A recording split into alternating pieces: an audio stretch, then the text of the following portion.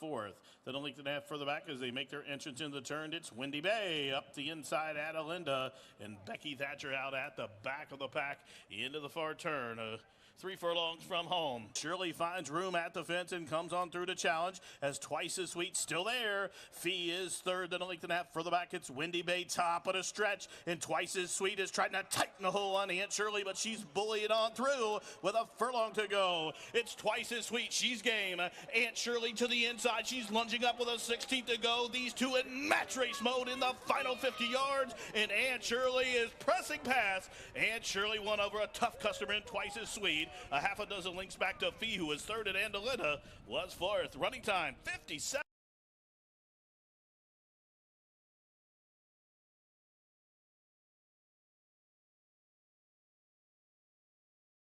Two-year-old performance by a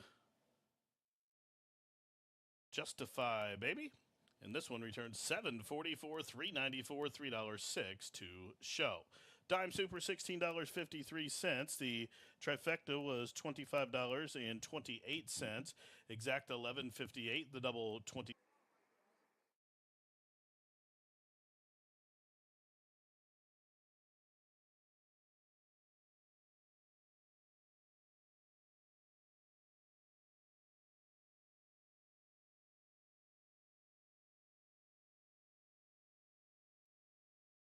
And all set. And they are racing. Lucky Secret was quick into stride. Judo is fast out of there too. Tis the Coast away in good order from third. Hollow Point to the outside in fourth. Up the inside in spite of Trainer is fifth. These five covered by about 2 lengths. Then a link for the back to Rungus, who settles along sixth, about 2 in front of Duplantis, who is a length in front of Homeschool. Then a link for the back to Dennington, who is ninth, and a couple links further back at the back of the pack, 10th, and trailing. It is Silent Vote. Well strung outfield here in behind pace setting Judo. The Son of Street Sense took him through the quarter, 23 and 3. Up the backside, outside 4.5 furlongs to go. Up to the outside, racing up into second is Tis the Coast. Extreme outside, set to strike, Hollow Point to the inside. Moving to closer fourth is In Spite of Trainer. Then it comes Rungus as Lucky Secret is falling back through the field, just got passed by Duplantis, and Dennington up the inside, still 2 back to Homeschool, and a length to Silent Vote as they're midpoint through the turn. Half mile, 46 and 4, and the rain starts to fall in Hendo, and it is Judo who's still out there setting the tempo in spite of Trainer from between horses. Hollow Point to the outside is third, and Rungus is set to strike from fourth, 3/4 and 11 and 2, and they lean into the lane. And it is Judo still there. Up to the outside, trying to press past Hollow Point, running a good one late on the scene. Here comes Rungus up into third. To the inside, Judo is a tough customer. And Rungus rages up to the outside. Hollow Point back into third, 1/16 left. Judo is still there. And Judo, a Son of Street Sense, with an eye-catching effort, goes coast to coast, won by just better than 2. Rungus was second, Hollow Point third. In Spite of Trainer was fourth in 1:37 and 2. And all set. And they are racing. Lucky Secret was quick into stride. Judo is fast out of there too. Tis the Coast away in good order from third. Hollow Point to the outside in fourth. Up the inside in spite of Trainer is fifth. These five covered by about 2 lengths. Then a link for the back to Rungus, who settles along sixth, about 2 in front of Duplantis, who is a length in front of Homeschool. Then a link for the back to Dennington, who is ninth, and a couple links further back at the back of the pack, 10th, and trailing. It is Silent Vote. Well strung outfield here in behind pace setting Judo. The Son of Street Sense took him through the quarter, 23 and 3. Up the backside, outside 4.5 furlongs to go. Up to the outside, racing up into second is Tis the Coast. Extreme outside, set to strike, Hollow Point to the inside. Moving to closer fourth is In Spite of Trainer. Then it comes Rungus as Lucky Secret is falling back through the field, just got passed by Duplantis, and Dennington up the inside, still 2 back to Homeschool, and a length to Silent Vote as they're midpoint through the turn. And it is Judo who's still out there setting the tempo in spite of Trainer from between horses. Hollow Point to the outside is third, and Rungus is set to strike from fourth, 3/4 and 11 and 2, and they lean into the lane, and it is Judo still there. Up to the outside, trying to press past Hollow Point, running a good one late on the scene. Here comes Rungus up into third. To the inside, Judo is a tough customer, and Rungus rages up to the outside. Hollow Point back into third, 1/16 left. Judo is still there, and Judo, a Son of Street Sense, with an An eye-catching effort goes coast to coast, won by just better than 2. Rungus was second, Hollow Point third, in spite of Trainer was exact to 1872, 50 cent try 36.17, the double 762, pick 3 32.68. Dime Super $61.74. Up next, race number 7. Race 7 off the turf, a mile in the main. Take out 1, 2, 5, 8, 13.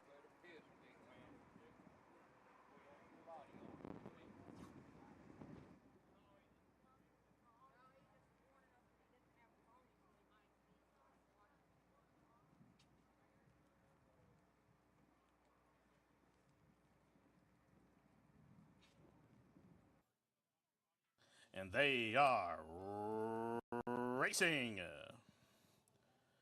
Good start for Momentous and Fenwick flashing speed and from between horses. Also fleet-footed away. There goes Uninvited Guest as they work around the turn with 6.5 furlongs to go. To the inside, Fenwick shows the way. Uninvited Guest second. Britain's Kitten will track that duel from third. Out in the clear, Barbarian is fourth. Then towards the inside, Momentous is next. Then I think for the back out wide is St. Andrews. Up the inside is Patient Capital. Then a couple lengths further back to Bureau, who's down along the inside, just to the outside at the back of the pack, about 10 lengths off the lead. As they head up the backside is Kunshan Bridge. Just outside a half mile to go, a dozen lengths top to bottom. The quarter, a solid 23 and 4. Into the far turn, Fenwick and Uninvited Guest. They're the top two from the middle. Britain's Kitten now moves a closer third. On the extreme outside, now gaining ground, there goes Momentous, just outside the 5/16 pole. Then a length and a half further back with a high head carriage, but closing in comes Dominican Pioneer. On his back is Patient Capital. Then a length further back to Bureau. Still nothing yet from Kunshan Bridge to the top of the home stretch. 3/4 in 1:11 and 2. And they turn on down for the money. Up to the outside with a big sweeping move. Here comes Uninvited Guest after the lead. From between horses, Dominican Pioneer. Down the center comes Britain's Kitten. They're inside the final 16th. And it's Uninvited Guest. Late on the scene comes Dominican Pioneer. To the wire, Joe Rocco is here for a reason, not the season. Uninvited Guest, home winner, and he won at 3-1 odds in 136 flat. And they are racing. Good start for Momentous and Fenwick flashing speed and from between horses. Also fleet-footed away. There goes Uninvited Guest as they work around the turn with 6.5 furlongs to go. To the inside, Fenwick shows the way. Uninvited Guest second. Britain's Kitten will track that duel from third. Out in the clear, Barbarian is fourth. And towards the inside, Momentous is next. Then I think for the back out wide is St. Andrews. Up the inside is Patient Capital. Then a couple lengths further back to Bureau, who's down along the inside, just to the outside at the back of the pack, about 10 lengths off the lead. As they head up the backside is Kunshan Bridge. Just outside a half mile to go, a dozen lengths top to bottom. The quarter, a solid 23 and 4. Into the far turn, Fenwick and Uninvited Guest. They're the top two from the middle. Britain's Kitten now moves a closer third. On the extreme outside, no length and a half further back with a high head carriage, but closing in comes Dominican Pioneer. On his back is Patient Capital. Then a length further back to Bureau. Still nothing yet from Kunshan Bridge to the top of the home stretch. 3/4 in 1:11 and 2. And they turn on down for the money. Up to the outside with a big sweeping move. Here comes Uninvited Guest after the lead. From between horses, Dominican Pioneer. Down the center comes Britain's Kitten. They're inside the final 16th. And it's Uninvited Guest. Late on the scene comes Dominican Pioneer. To the wire, Joe Rocco is here for a reason, not the season. Uninvited Guest, home winner, and he won at 3-1 odds in 130.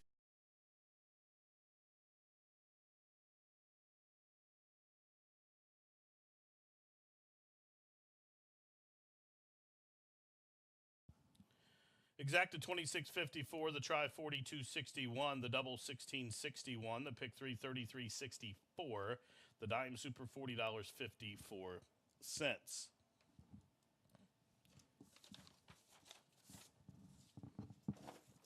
Up next, the 8th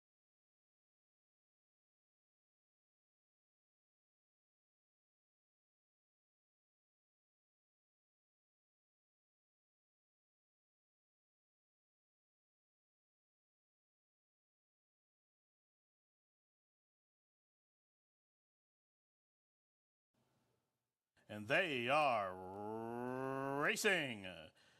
She rode with a good beginning. Also, Uncle Burley jumped well. And from the extreme outside, now flashing speed as they work around the opening turn, there is Laytown. Also quick into stride. Edge of Glory is a close-up fourth. Then a link further back down the inside. Stand Proud is next. Right alongside, Uncle Burley now has been shoveled back to mid-flight. A length in front of Grand Aspen in the Paulson Silks, who is 4 or 5 maybe in front of Auto Polos as they turn up the backside.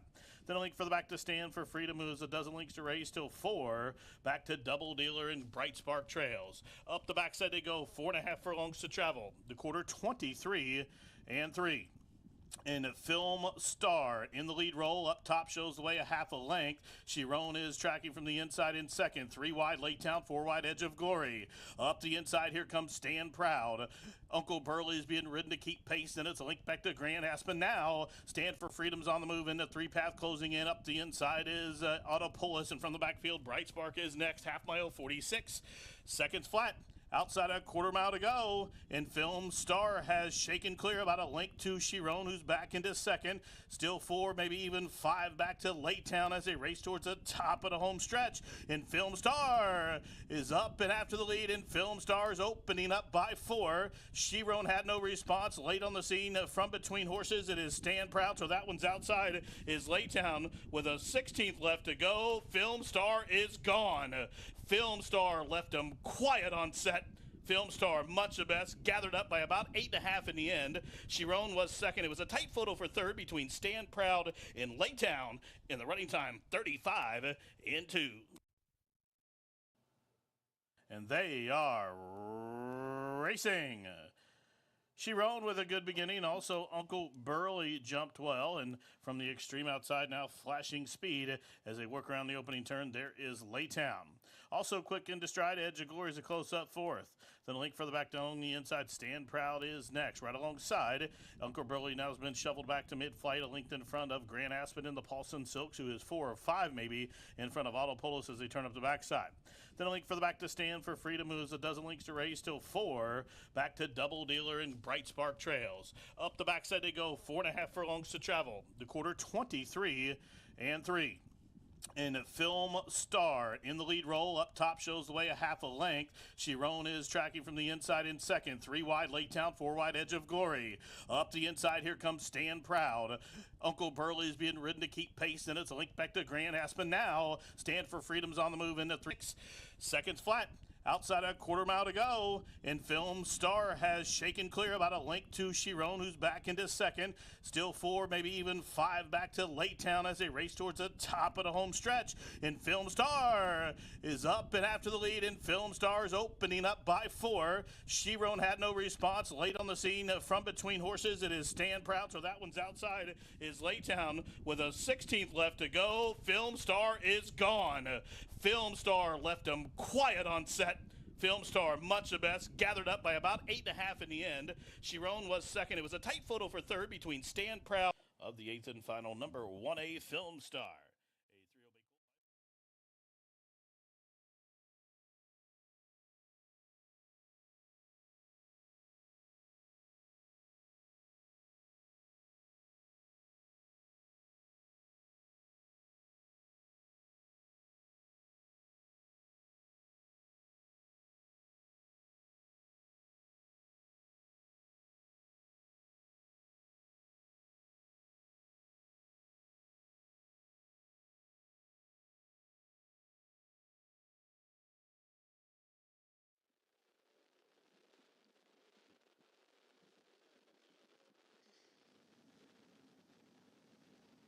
Ellis Park Racing here on this lovely Saturday afternoon. We've got a great race card for you today, and more importantly, we've got perfect weather, picture perfect out here, and we are on the turf course with the exception of race number 2. So like that we've got that dirt racing for you, the turf racing of course, and you can see the weather right now, 85 degrees. It is clear out there, just a nice little breeze. We do have some chances of showers and thunderstorms this afternoon, but that storm missed us for the most part yesterday, So hopefully the racing gods will be in our favor there, and we'll be able to continue on with a fabulous day of racing in great conditions as well. I am your paddock host and analyst, Megan Devine. I'll be telling you what I think about the horses in the paddock before each and every race today, and of course giving you my selections. But you'll also hear from the voice of track announcer Jimmy McNerney, who joins me here on the preview show. Jimmy, good afternoon to you. Good afternoon, Megan. I'm glad to be here, and I'm glad that the majority of the races are still on the turf too. We've certainly had some unfortunate luck with the weather this year, but the three of them are still on, and I'm excited about that. Yeah, we've got a feature race today as well, a fabulous race card. I thought a really competitive one. And we have the RA Cowboy Memorial Stakes today. And Jimmy, I know you've been here a lot longer than I have, so why don't you tell everybody who Cowboy was? Yeah, Cowboy Jones, Robert A. Jones, Cowboy Jones. He's a fan favorite. If you ever came to Ellis Park from the 60s on, you know who he is. He's leading rider here many times, leading rider at Miles Park. In Louisville and in many tracks throughout the country. I think he has the distinguishing fact of I think he won a race in 6 straight decades. I know it was at least 5, but I believe 6. But a fan favorite. We honored him with a bobblehead here several years ago, and I knew Cowboy my whole life, and hardworking man, and certainly a horseman's horseman. He was for the people and really worked hard. And if you ever out in Henderson, you might have knew him because he certainly had his dancing shoes on every night, and he had a restaurant over in Henderson at one time back in I believe the early 80s too. So he was definitely a fixture around the tri-state, and unfortunately we lost him this year, but I'm certainly proud that we're honoring him with the Cowboy Jones stake today. Yeah, I agree with you there. Always good to be able to honor one of our own, and today that will be our feature race of the day, a horseman through and through. We love that here at Ellis Park. We have a great race card. Jimmy, we mentioned some nice selections. Hopefully that will give you throughout the day some good sequences, some tickets as well. We do have the early pick 4 starting in race number 1, and kind of a shorter field, Jimmy. We've got a claiming race for $16,000, just 6 furlongs on that main track. The 2 horse was who I put on top, and I believe that Jonathan Kurtzinger, this would be his first victory as a rider with the 10-pound apprentice there, if he's able to get it done. Who'd you like in here? Yeah, I like that horse, and taking another away from him, but that's the only reason I put the horse on top with the experience of the jockey, but does get the 10-pound break in weight. He's been around a while. I've seen his name the last couple of years, and I know he's been around a while, so he's a little seasoned for a bug rider. So it's not like you're just getting a guy that galloped for 6 months and got his license. So he knows he knows how to get a horse around there. So, but I did use the one and I thought the one would be a better price to put on top. And Super Wonder Girl. Now it did take a while for her to get through that non-2 condition. She is 6 years old, but did it well, breaking towards the inside.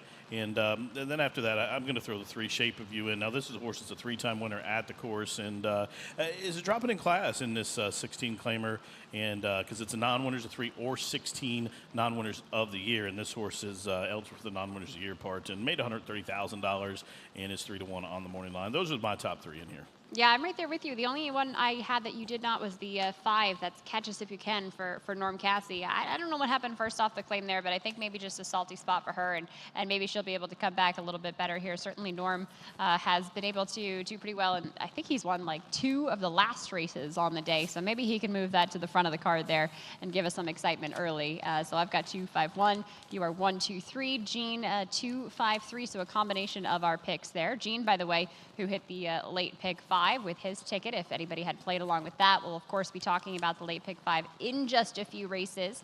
But Jimmy, we get to race number 2, maiden special weight, sponsored by Run Happy. This race will be off of the turf here, so you do have some scratches. 5.5 furlongs the distance. I went with the 2 on top. I went 2-8-11 for my top picks. I thought Time for Cupid, especially since we are on the main track here. This is a horse that's already won on the dirt at Lone Star Park before. Steve Asmussen, so good at bringing horses back off an extended layoff. So yes, there's a little bit of a question mark, but I thought that this horse might be able to come back with a big victory here today. Yeah, I agree. That's definitely the horse to beat, Daughter Cupid. Drawn down towards the inside. I don't know how much speed she'll display from that inside, but she'll have to be forward for sure, drawing that inside post. Now, I ended up going to the far outside with 13. Somebody Loves Me drawn in off the also. This horse was entered as a main track only. And last start in the straight maiden was only beat 3 lengths with Martine. He gets a return call from Brendan Walsh. And, I just like this horse. Has some pace to run at. I think there's a little bit of pace in here and well drawn to the outside. So that's my top pick for the those reasons. And then after those two, I probably could just throw a dart at the program and make a case for it. But those are definitely the top two for me, and I'm not going to use any more than that in my pick four. Certainly so. I forgot that horse drawing off the also eligible list, so I'm glad you brought it up there, or the main track only, rather. Race number 3, maiden special weight, sponsored by Run Happy. This one for the 2-year-old horses, 6 furlongs on that main track. I put the 3 on top, retained, also for Brendan Walsh. You mentioned him just in that last race. This is a horse who's very well bred. First dam who is, I think, a foal to Palace, who, first runner rather, for the dam who's a foal to Palace, who made $1.5 million. So you got to reach back a little bit, but I think this is one that they've kind of had some high hopes for a while. Bred and owned by Kaleem Shah. He's had a lot of nice horses before, so I'm going to put the 3 retained on top, followed by the 10 and 9. Who'd you like, Jimmy? Well, this is a race I think we'll see a horse out of this race, or maybe a couple go on to be stakes winners later this year, and maybe even towards the Breeders' Cup. I think this is a loaded race, and I end up going with some price horses in here, a little bit of price. My top pick, number 9, Sundance, is a son of Quality Road, has a similar work pattern to the filly that we watched win yesterday for Windstar and Rudy Brissett, and that was a really good race yesterday. That filly come up the inside and won. They went a pretty good time, I think maybe 57-2, but this horse is very well bred. I like that it's drawn to the outside, has a good work pattern. I'm going to take a shot, 6-1, use that on top. And then number 11, Web Slinger from the barn of Mark Cassie. It has a really good series of works, and I like that work 2 back here out of the gate. 47.2 handily out of the gate. That was the best of 32 that day by Constitution, who I absolutely love. And then I'll throw in Jace's Road for Brad Cox after that, just because it's Brad Cox and Albo. The connections there, I have to use that one. So, like I said, you can make a case for several horses in here, but I'm going to go 9, 11, 10 and hope to get through with those. But I wouldn't be surprised if a number of horses won here. This is a race you're going to want a lot of coverage. Yeah, and we've seen that time and time again with some of these maiden special weight races, whether it be for the 2-year-olds or the ones that are a little bit older. They are very, very competitive here at Ellis Park, and oftentimes some of those races that you really need to do that research. I know both you and I do, of course, with pedigree. I'll try to give the paddock pick there before the race, but definitely some where I think you might be able to get some value, hopefully. So competitive races for sure, both the maidens and the other races that we have for you on tap here at Ellis Park, including an allowance event, which we get to. Race number 4, it's a $61,000 allowance event, non-winners of 2 lifetime, 1 mile the distance. This one does stay on the grass here, Jimmy. I went with the 3-stepper. I think the fact that they thought highly enough of this horse to bring her to New York last time. Tommy Drury's a local guy here, and he does, send horses other places as well. But I certainly thought that with Stepper, the fact that she showed up at Belmont last time against some pretty decent company was probably a vote of confidence for her. So I'm going to put her on top, followed by the 9 and the 6, Jim. Yeah, I could see why. I was in between Stepper and another horse for my top 3. I will spread out here. This does start the 50-cent pick 5, but I will spread out in my $3 all-turf pick 3, which I'm very happy that we have that back. And that wager has been unfortunately canceled, I think, all but 3 times at the meeting. So looking forward for that. But I went for number 12, Golden Sights, to the outside. I thought if anybody in the race benefited from an outside draw with a little pace in front of it, was this horse. Brad Cox Corrales had a hat trick on the card yesterday. Now, this one was coming off a layoff last start in that first level allowance race and chased a fairly hot pace. They went 3/4 and 9 and change that day. The mile was in 35 and just kind of flattened out. But I think with that tightener under her belt, I think she has a license to win here, 4-1 on the morning line. And I'll use the 6 and 5 after that in here. And I do like the 3-stepper. That has completed my top 4 there. Yeah, I just want to mention, too, I just got notice that the all-turf pick 3 is actually canceled today, unfortunately, because of a technical issue. So we will hopefully have that back for you here tomorrow and for the rest of the meet. Certainly a really innovative wager that we've tried to offer here at Ellis Park, and hopefully one that will pay off dividends when we are able to have it for you, but not on the card here today. Well, I got more money for the pick 5 now. See, there you go. Exactly. That's the silver lining. Race number 5, as we move right along to that one, we will talk about the maiden special weight event, started the pick 4 as well. 1 mile the distance here, and this one, of course, for the 2-year-old fillies. 10-9-3 was how I saw it, with Moon Magic Chrissy on top for Eddie Keneally, who's put a lot of really talented horses here to the meet. I mean, he's got a bunch that are firing right now this summer. We've seen some success at Saratoga for him as well, but I like this horse on the outside at 6-1. I like the price a lot. The 9 and then the 3, who is bestseller for Mike Maker, who just celebrated his 3,000th win right here at Ellis Park yesterday, Jim. Yeah, this is a really good race for Philly 2-year-olds going a mile, and I was all over the place in this race. And I was back and forth. I ended up putting the 9. She's a Shining Star as my top pick, but just narrowly, I did think with the pedigree here, I thought the mile would be really enticing for this horse, and should be a little forward. This one, Daughter of Curlin, but I did use her. Then to the rail, Jet Setting, Brad Cox and Gary Mary West won yesterday with a firster, going a mile, had the rail. So Union Rags is the sire of Jet Setting, and 9-2 in the morning line. I'll use that one, and I think that one's very well met.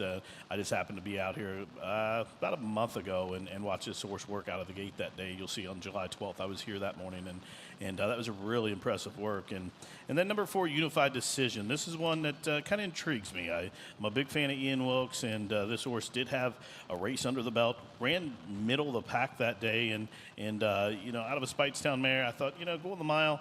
Has a trip, over the track and come back and has a couple of okay works since then. And the 10-1 price was what drew me to that one. Yeah, this looks like a race, I think, where you're going to be able to find some significant value. At least I hope so. You can see that on the morning line. They're all over the place as well as far as the value is concerned. So I think race number 5 is going to be a big race if you're following along and playing the 50-cent pick 4 especially. Race number 6, a mile and a 16th on the grass. This one allowance event for $40,000 here. Optional claimer as well. A mile and a 16th. This does stay on the grass. 4-1-5. Hawk of War has just been a little unlucky in some spots here at Ellis Park, but he's had that recent success at Churchill, Indiana, and then of course last time he finally got that win, he had a couple of starts before that, but I'm hoping he's going to be able to repeat it. He does seem like a horse that's relatively versatile. He came from further off the pace than I thought he would be last time, Jimmy, so I'm going to include him, put him on top there, followed by Risk Manager, and then Hosier is a horse who's so well bred. I mean, this is one that they had high hopes for. They tried to put him on the Derby Trail for a while. He gave a lot of trouble saddling last time. He reared up in the paddock. I remember making a ton of notes about him. So I'll certainly be watching this one to see if he's kind of calmed down here for Rudolph Broussais. But he's just got to find his spot there, Jim. Yeah, I agree. He looked like he had a pretty good form, and I was between him and the 6 for my third choice. I went for the 6 just for the value, and I think Risk Manager would be the one that benefits the most from the increase in distance. Those two coming out of the same race. In fact, your top 3 all coming out of the same race. So I think that's one of those key races horses are coming out of, and I think those are the horses. And we'll get through and move to the 7th race, the featured Cowboy Jones Stakes. Megan. Yeah, this one really exciting. 1 mile the distance here. 5, 6, and 2 was how I saw it. I thought that West Will Power for Brad Cox. We mentioned how well he does across the board, across the country, but especially, he's bringing a couple of very nice horses here to Ellis Park. I thought this horse looked well prepared, although he hasn't made a start this year. I'm not too concerned with the layoff there for Brad Cox, so I put the 5 on top, followed by the 6 Night Ops, and then the 2 Title Ready, who obviously has that back class, but has just kind of missed in some of the spots where I thought he might be able to get it done. So I'm not willing to let the 7-year-old horse take my money once again. Yeah, this race, my top pick was the 10 Helium, and that one is scratched. So, there's a lot of horses with back class here. There's a lot of horses that are coming out of some serious races, some grade 2s and stuff, but those horses don't, they're not really on their form. But, I guess I shouldn't say that. You're beating 10 lengths in a grade 2 Stephen Foster and come here for overnight stakes. You're supposed to be favorite beat live. But, going back to their previous forms, I don't think they're the top of the game, but I don't think they have to be the top of their game in here. But all in all, I think it's a very well-matched race. I like Title Ready. I like Last Samurai. And then one of the 2 Brad Cox horses I'll use, and probably West Will Power just gets a slight nod over Night Ops for me. Absolutely. Race number 8, our final race of the day, an allowance event for $61,000 there as we go to the turf course, 1 mile the distance.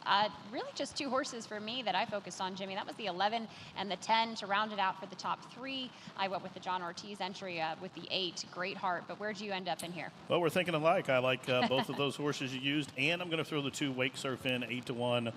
Rusty with Martine, this one getting some clash relief, and I like the 8-1 odds. And I think it's all about those 3. If it's not those 3, all my tickets are in the garbage. All right, so there you go. Our selections for the races here today at Ellis Park. 8 race card for you. Jimmy, I'll throw it to you to take us through the beginning of the day, and I'm going to run over to the paddock to let you know what I think about the horses for race 1. All right, thanks. We'll talk to you soon. And ladies and gentlemen, at this time, I ask that you please rise. Kindly remove your caps as we honor America with the playing of our national anthem.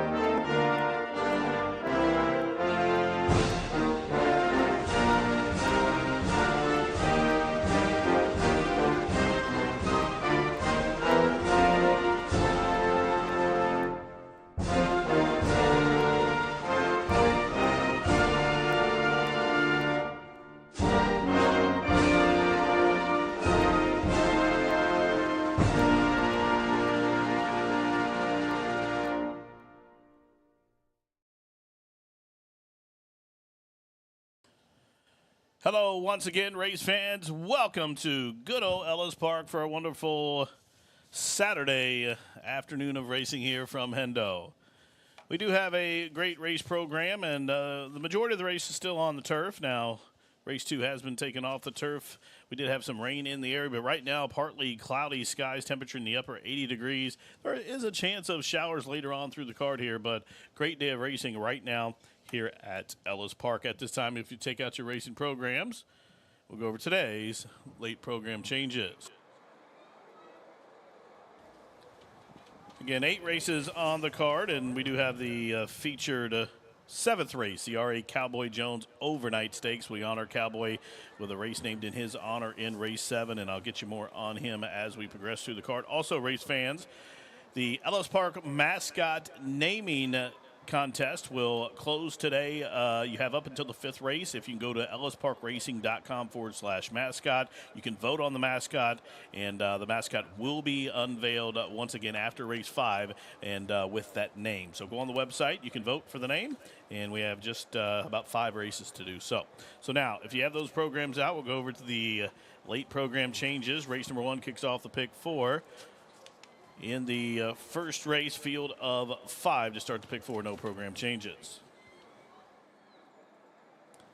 In the second race, now this race is off the turf. All the other races are on the turf, and the turf course is listed as good.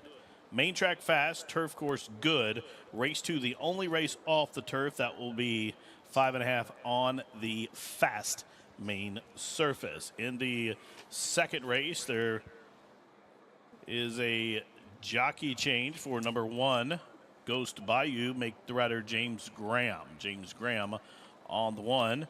Scratch number 7, Boogie Baby. Scratch the 9, Lady Pele. Scratch the 10, Ramadan. Scratch the 12, Cause Celebre. Beware the 13, the main track only, Somebody Loves Me, draws in. That's who Martine will ride, and James Graham picks up the 1, Ghost Bayou there in the second. Third race sponsored by Run Happy. We do have 4 scratches. Scratch the 1A Last Cookie. Scratch number 2. How do you do that? Scratch the 13. Blame the Good Times, and the 14, Been Dreaming. 1A, 2, 13, 14 scratch from the third. Fourth race. Apparently we don't have a turf pick 3 anymore. The all-turf pick 3 has been canceled, but race 4 does start that 50-cent pick 5. We are on the turf. Again, the turf course is listed as good. The turf rail all the way in. Turf rail set to 0 today. Now, in the fourth race, scratch number 10, Divine Hope. Scratch the 13, Charlie O. Scratch the 14, Zing. Scratch the 15, Lady Arsenault. And scratch the 16, Full Focus. 10, also 13 through 16 out of race 4 on the turf, listed as good. Fifth race, sponsored by Run Happy, starts the final pick 4, the late pick 4. And we do have a scratch in there of number 6, Lady Eva. Number 6, Lady Eva scratch from the 5th. Race number 6, an optional claimant allowance. Starts your final pick 3 of the day. In that race, there is 1 change. Number 10, Blue Kentucky, is out. Number 10, Blue Kentucky, has been scratched as that race is still on the turf. Race number 7 will honor, memorialize, and recognize R.A. Cowboy Jones. The late R.A. Cowboy Jones, of course, a popular fixture here at Ellis Park for many decades, a lead-in rider here multiple times. Just a wonderful gentleman who absolutely loved Ellis Park. He called this his home, and he did go on to win several jockey titles here. He won several jockey titles throughout the country, and was a jockey for many years and a fixture here at Ellis Park, both on the backside and here on the front side if you came out to the track. And you know, one of the last 60 years you've probably seen Cowboy, and we're going to honor him here in the 7th race with an overnight stake named in his honor, going a mile. And in this race there are a couple of changes. Number 3, Touch Revenge, has been scratched. Number 4, So Union, is out. Number 8, Backside of the Moon, scratched. Number 10, Helium, is out. And be aware that number 6, Night Ops, is making the first start since being gelded. Number 6, Night Ops, is a first-time gelding. 8th and final, again on the turf. Turf good. Turf rail to 0. Scratch C4, Purple Dream. Scratch 6, Endless Sunset. And be aware, number 9, Finding Freedom, has underwent the utmost equipment change himself. He is a first-time gelding and again racing for the first time since being gelded. Now, race fans, those are the changes at this time. Any additional changes coming in throughout the balance of this 8-race program here on Cowboy Jones Stakes Day, I'll get those to you as they do so. Main track is fast. The turf course is good. Turf rail to 0. And first post is in 11 minutes. And I'll send it down to the paddock here momentarily. You'll hear Megan Devine to take us through the show here. Best of luck betting this Saturday card from Hendo. Good luck.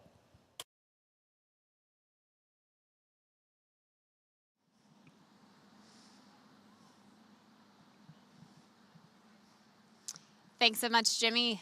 As we've got, like you mentioned, a great card ahead of us celebrating Cowboy Jones here with the stakes race, memorial race coming up later. Plenty of races to get to before that, though, including the opener race number 1, which we have coming up in just a few moments. As you mentioned, race 2 off the turf, but the rest of the turf races do remain on the grass there. The condition listed as good, and the main track there, I believe, as fast as well. The race number 1, we have a claiming event for $16,000. This one for the Phillies and mares 3 years old and up, which have never won 3 races or are 3-year-old fillies or not won a race in 2022. I think it's raining on me at the moment here, but we do have sunny skies, so I'm optimistic. 6 furlongs the distance on the main track surface. 2, 5, and 1 was how I saw it with Lily's Woofy, the 2-horse, a 4-year-old daughter of Dominus, trained by Wayne Catalano. Gets Jonathan Kurtzinger aboard here, and this is a rider that's been galloping for the trainer for quite some time. Gets the 10-pound weight relief there as an apprentice, and I believe this is going to be the very first win if he's able to get it done here at Ellis Park, so look out for that. Certainly there'll be some celebrations if that is to happen there, but the 2 going to be on top for me, mostly because it seems like they're really dropping this filly into a much easier spot for her.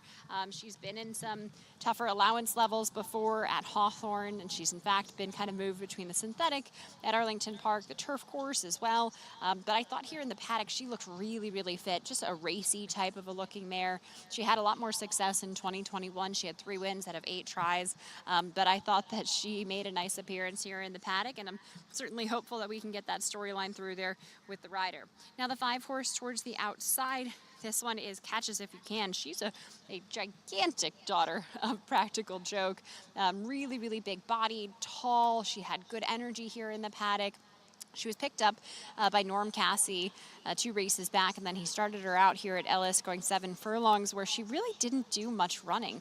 She was eased in the stretch. She finished 7th, beaten by 69 lengths, and she, I'm hoping, can improve a little bit here today as she makes her second start here at Ellis Park. I'm not entirely sure what happened. I was going to try to ask Norm, but he's not here today so for me to ask him that question, but I certainly think that she's a filly that physically at least looks like she might be able to improve a little bit against this short field here today. So going to have the 5 Catches If You Can on there for Francis Garrietta and Norm Cassie.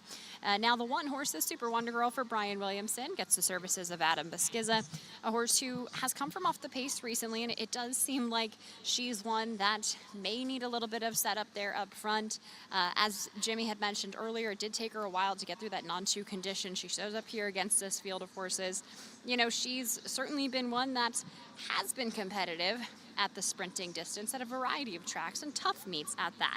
Churchill Downs, Keeneland, Oaklawn Park as well. She's in fact made a couple of starts here at Ellis and has a 2nd and 3rd placing to her name, but Super Wonder Girl definitely has to pick it up here today as she faces this group. We're hoping she can get 2 in a row as she comes off a win by a neck last time with Adam Beskiza. She was just able to get there, and she did break off a little slow. That's been something that she's done quite a few times in her career. If you look through her past performances, the comment lines do say off a step slow, bit slow. broke slowly. So that would be my one concern with a horse like that, is just making sure that she's going to be quick enough from the starting gates to get herself a good positioning. Obviously, she's a horse that doesn't need to break on the lead with her running style, but still, she doesn't need to make up any extra room considering the margin of victory that she won by last time was so small. So Super Wonder Girl, well, one horse there, also makes a nice appearance here in the paddock. The 4-horse La Turista just walking by me right now. Nice, beautiful walk for this filly. She's got a really fluid movement to her. A daughter of Tourist, who's going to be ridden by Corey Lannery here today. He was aboard her last time, in fact. They tried her a mile on the grass. I'm going to switch over to that main track surface here today and also cut her back in distance. They tried to go a mile, as I mentioned, but I do think that her better races are more towards the 6 and 7 for long distances. So I like this move for this particular horse. Others to mention, the 3 is Shape of You for Bonnie Pittman. This horse very dappled in the paddock. She had a gorgeous coat on her. She's a 7-year-old mare.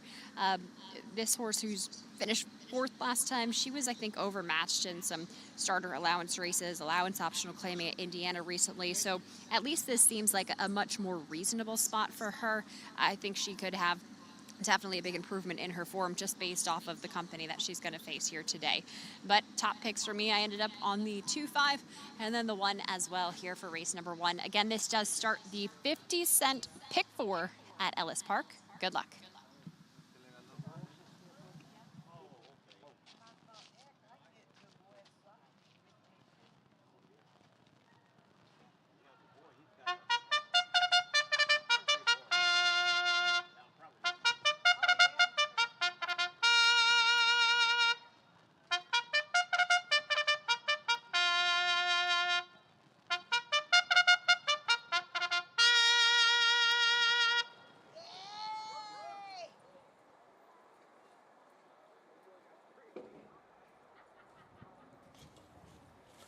Horses on the track for the first race from Ellis Park. Start of the pick 4. First of 8 here on Cowboy Jones Stakes Day at the track. Race number 1, a field of 5 fillies and mares to go. 6 furlongs. One place show, exacta, try, daily double, pick 3 starts at pick 4. Post time in 5 minutes.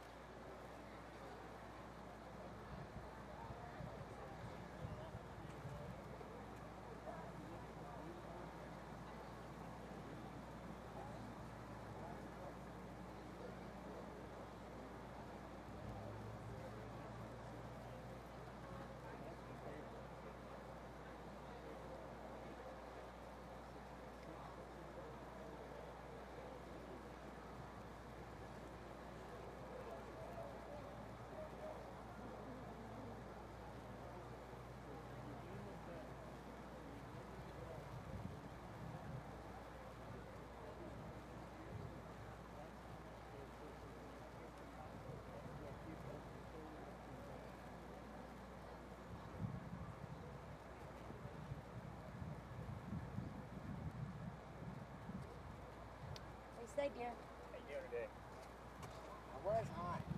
Yeah. I put ice down my shirt. I was hoping they'd start out. I like it. Yeah, get off our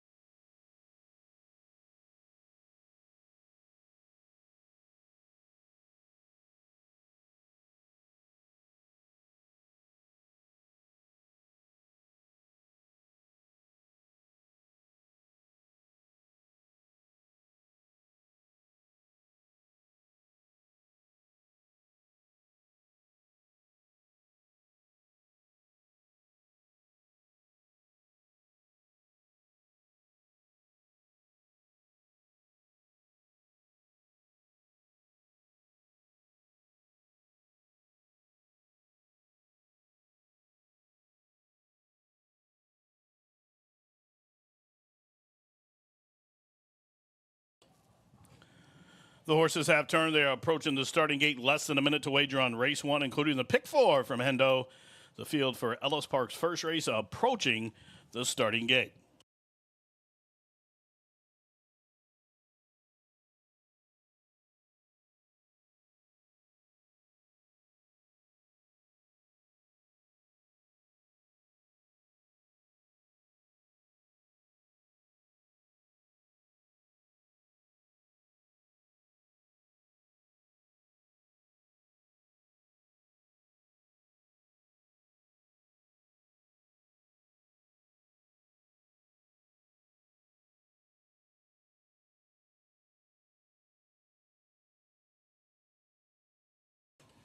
And they've reached the starting gate. It's post time. 4-5 on Lily's Woofy.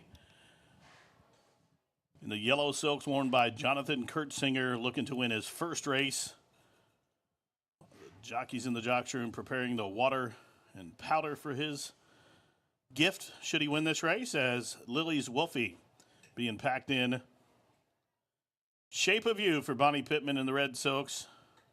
7-year-old veteran coming up. She is a 7-time winner, 3 of those here at the P-Patch. She loves this racetrack, going in at a healthy 14-1.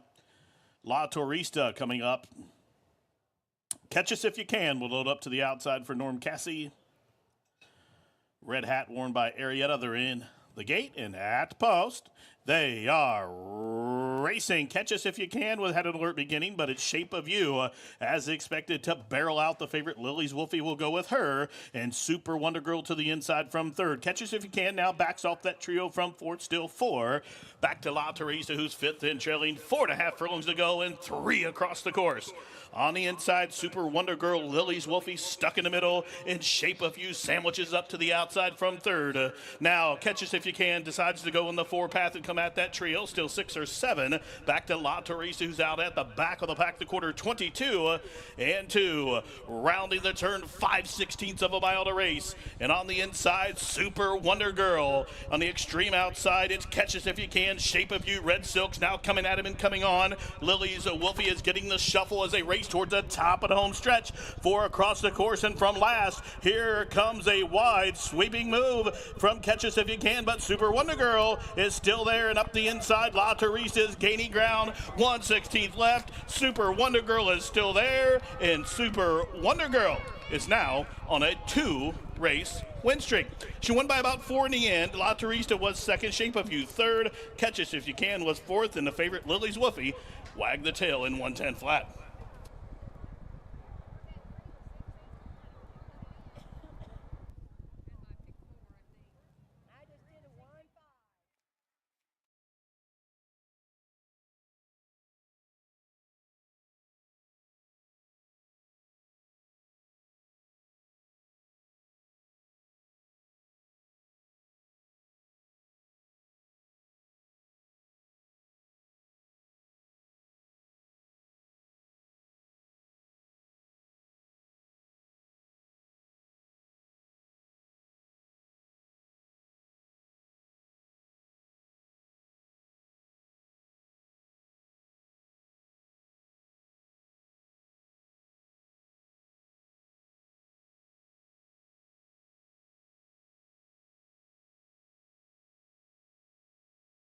Judges posting top 4 finishers. Winner number 1, Super Wonder Girl.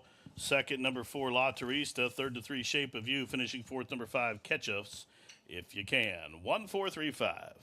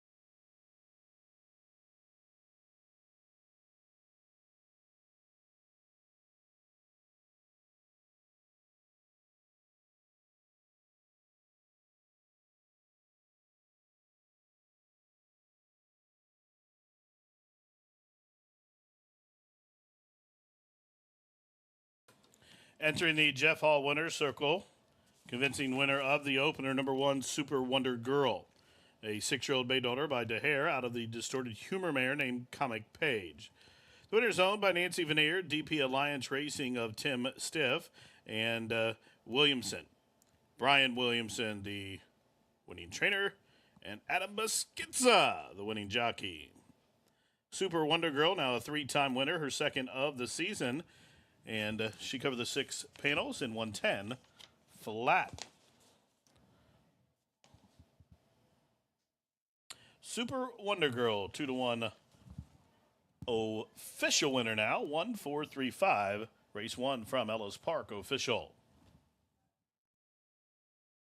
The winner is $6.52 in the win column, $4.62 place, $2.44 to show.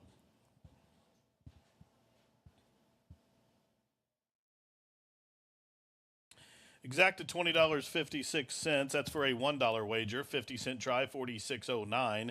And the Super, of course, with a 5-horse field, was never in play.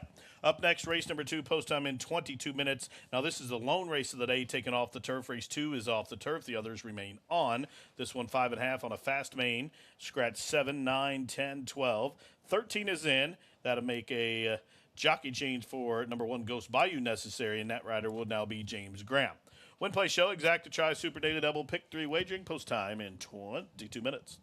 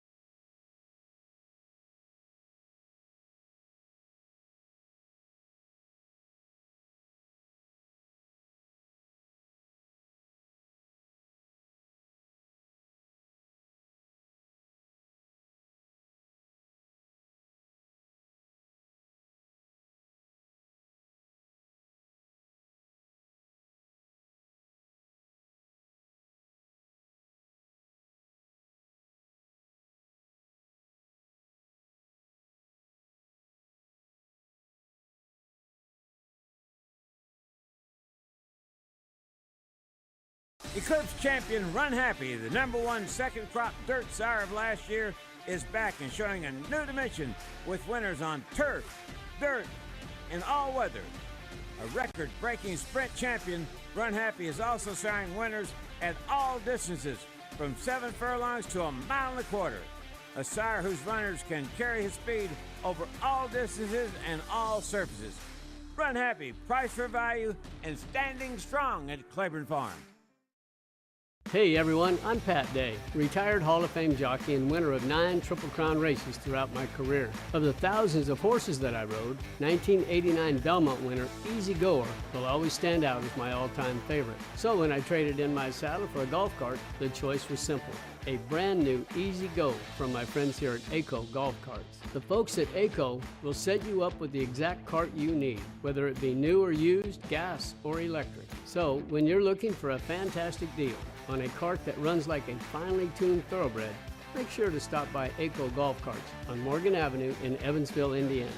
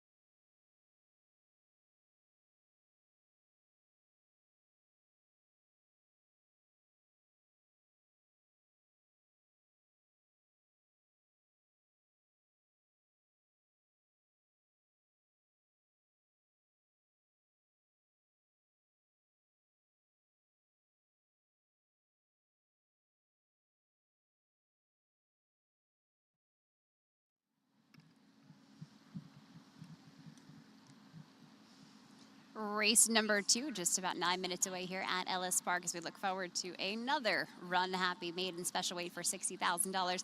This is the only race that we are taking off of the turf course here today. Will be run on the main track. Do note that the rest of the races scheduled for the turf for the remainder of today will be held on the grass.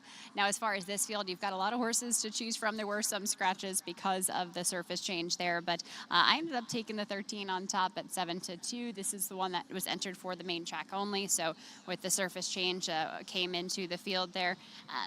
For Brendan Walsh, they're doing so well this meet, and I certainly think that this filly has a bit of a look in here. She does have the earplug. She's certainly an alert filly as they are saddling her, but I liked her last time as well. I thought she looked really race fit, especially coming off of a layoff. She's a filly that has gone 6 furlongs last time. She finished third, beaten by 3 lengths. The 5.5, maybe just a touch short for her. I think she's probably done better at that 6 furlong distance, but hopefully she can have a good showing of herself rather from the outside. She's got some good bloodlines as well. This is a half to Bag Boss, a horse that's made almost $300,000 for the Brendan Walsh barn. So I like her on the outside there, and she does look to be a really fit filly here again. In fact, I like her even more this time coming off than I did last time coming off the layoff. She's dappled out. She certainly has some good weight to her, some good muscle tone as well. So that one going to be a top selection, followed by the 2 Time for Cupid, who I thought looked gorgeous here in the paddock. This filly, Daughter of Cupid, trained by Steve Asmussen, gets Vincent Chaminade aboard here. This is a horse who's coming off a long layoff. We have not seen this filly since last summer at Saratoga, where she had a start there. She was actually favored after a race at Lone Star, which she technically won, but then was disqualified and placed second. So she's back in the maiden special weight ranks. I think that field at Saratoga was just a little too salty. The horses in there included those like Goddess of Fire, who would show up in some big stakes races, and others. So I certainly think Time to Cupid fits within this field and again is gorgeous here in the paddock. So like what I see physically. The 8 is my homebred for Brian Williamson, putting the blinkers on here. Fast bullet workout on July 27th after that race at Ellis Park. Going to get back to the main track here. A light-bodied type of a filly, but certainly one that I think may be able to improve. And then the 1, Ghost Bayou. This one for Steve Hobby and Martin Garcia, I also thought had a bit of a look here. Horses are headed out to the track for race number 2, maiden special weight for $60,000. Best of luck.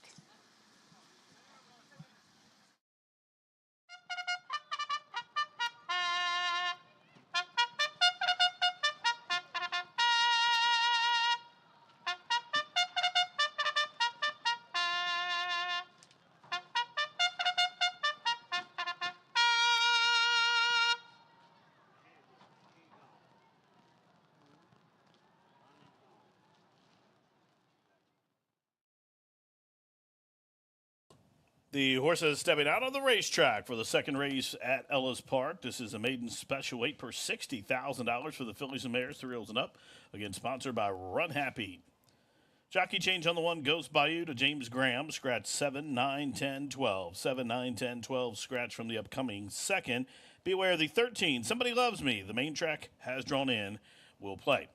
Win, play, show, exact to try. Super. Daily double starts another rolling pick 3 post time for the second race from Ellis Park in just 6 minutes. Race fans, also, if you have not done so yet, head on to our website, ellisparkracing.com/mascot and vote on the Ellis Park mascot. We have a new mascot this year. We got a sneak peek of him last Sunday here at the track. He will be out on the apron in the grandstand here following the 5th race. But prior to that, you can vote on his name. You can name him, in fact, as the contest going on online. And we reveal the mascot following race 5 and also what the race fans has named him. His name will be released around the 6th race as well.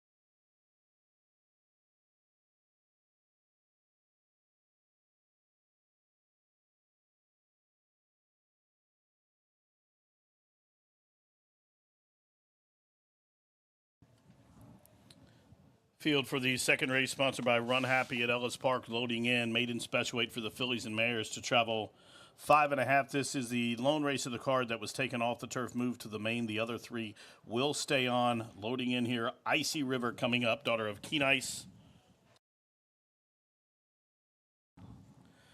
Somebody Loves Me. To the outside, the main track draws in. They're at the post. And they are racing. Blame the Champagne went to her nose leaving the starting gate, and it was a fast start from the inside for Ghost Bayou. Also flashing speed from between horses as they head up the backside, My Homebred. And right in the thick of things, too, is Time for Cupid as they head into the far turn. And it's Icy River now emerges with the lead. Icy River shows the way a length to My Homebred to the inside. Second, third is Time for Cupid. A couple lengths for the back. Ghost Bayou settles along in fourth. Ratcheting up the pressure. Here comes 2020 Hoaxes on the move. A couple lengths for the back to Somebody Loves Me as they race around the turn. Really strung out field here. Probably 25 lengths top to bottom with a quarter to go. And the first quarter was 22 seconds flat.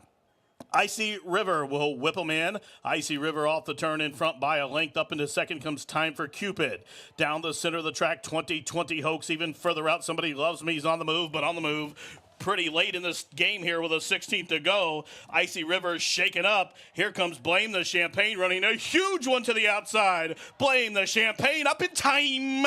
Blame the Champagne gets up to win over Icy River in that photo in 104 flat.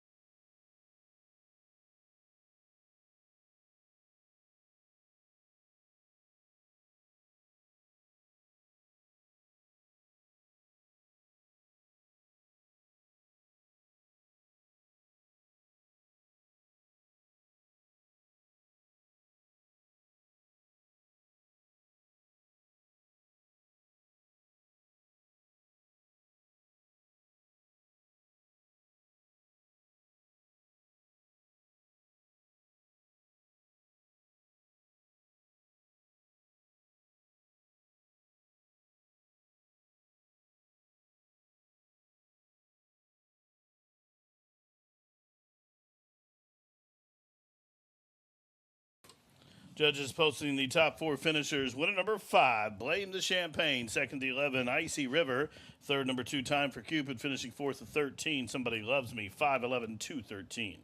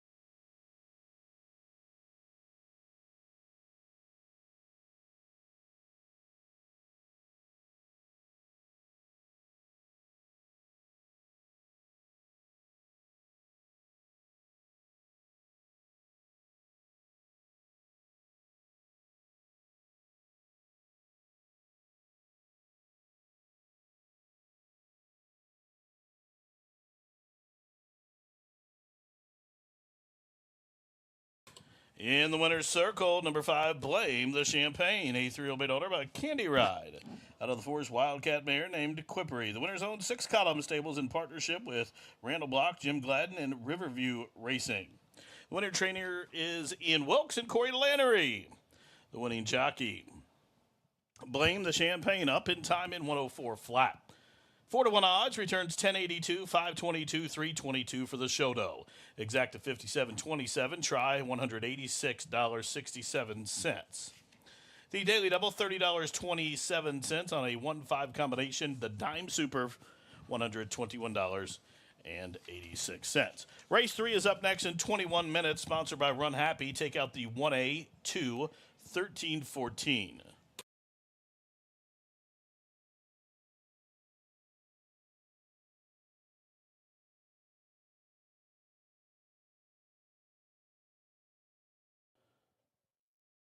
And they are racing.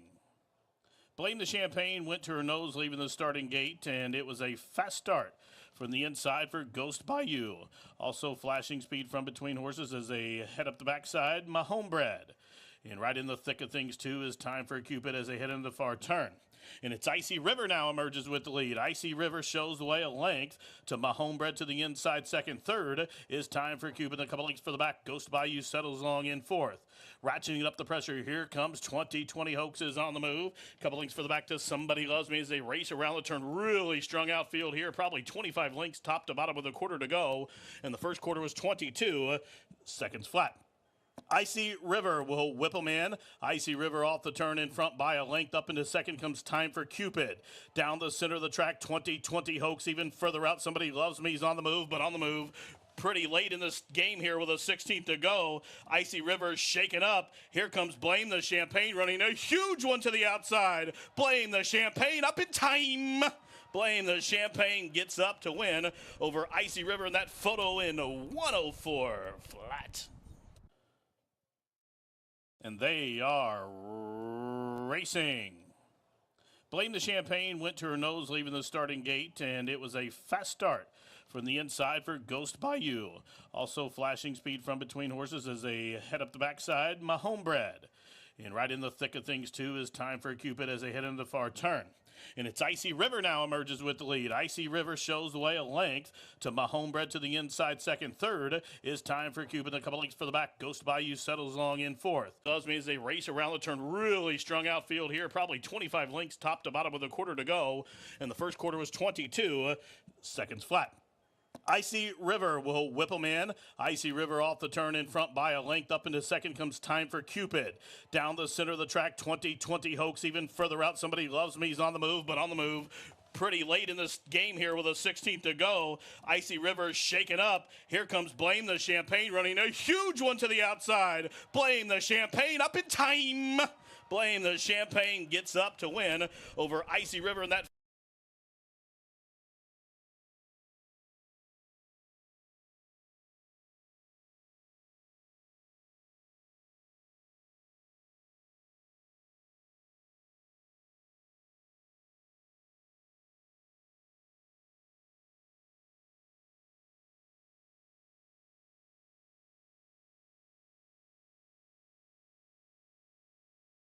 Brewed with Valencia orange and coriander, Blue Moon is one of a kind. Something this unique could hang in a gallery. But then, you wouldn't be able to grab it. Sure, something so well crafted might belong in a frame, but then you wouldn't be able to drink it. So, we framed it with our signature glass instead. Blue Moon, one of a kind, every time.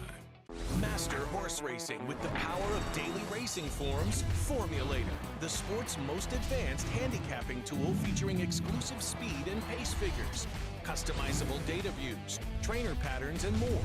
Formulator is now free for DRF Bets members. Sign up to get the best bonus in racing with a $250 deposit match and a $10 free bet. Go to drf.com/bet and use promo code WINNING to start playing like a pro today. También que ha estado trabajando con el caballo Hot Rod Charlie. Hot Rod Charlie que corre el Whitney este sábado en Saratoga. Perfecto.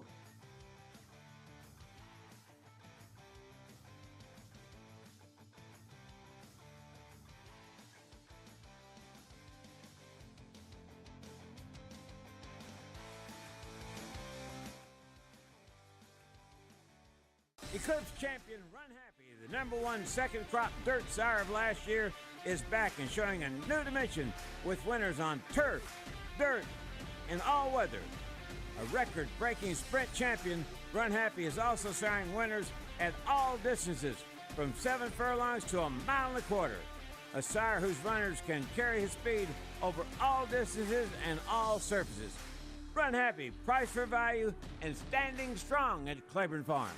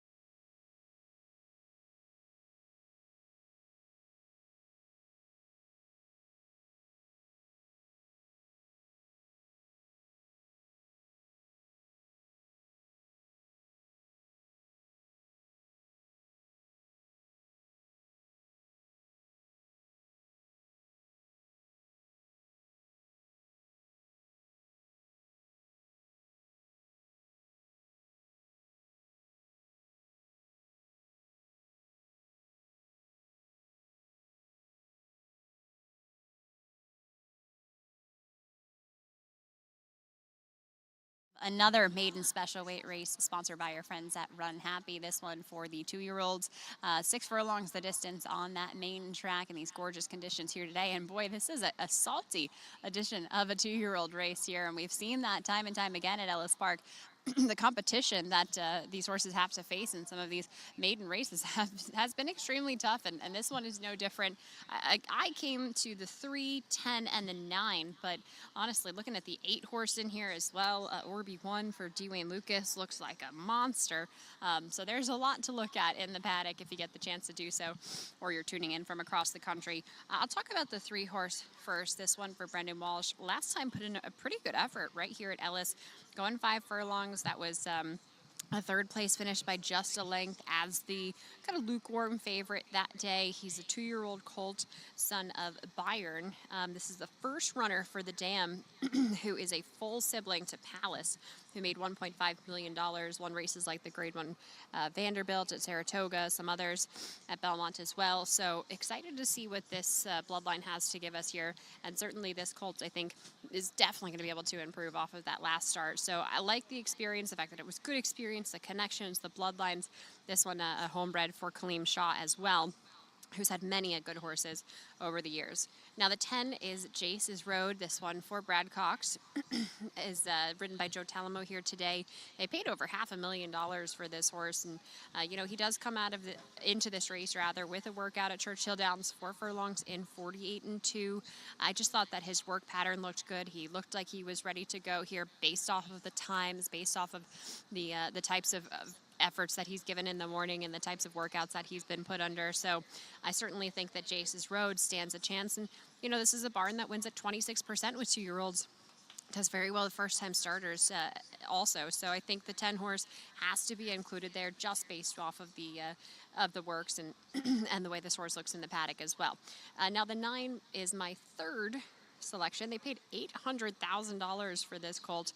He's a 2-year-old son of Quality Road, and in the paddock here, he is calm, cool, and collected for Rudolph Brousset, who I think usually gives his horses plenty of exercise in the mornings. This horse, you can see from the work tab, has had a lot of recorded works to come into this first spot.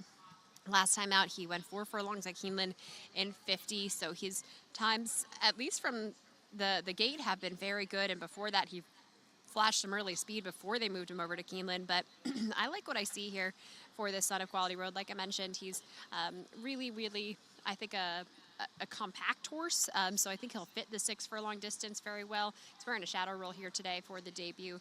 Just something to note if you're one that keeps track of the equipment, as I do. Chris Landeros aboard for that ride here.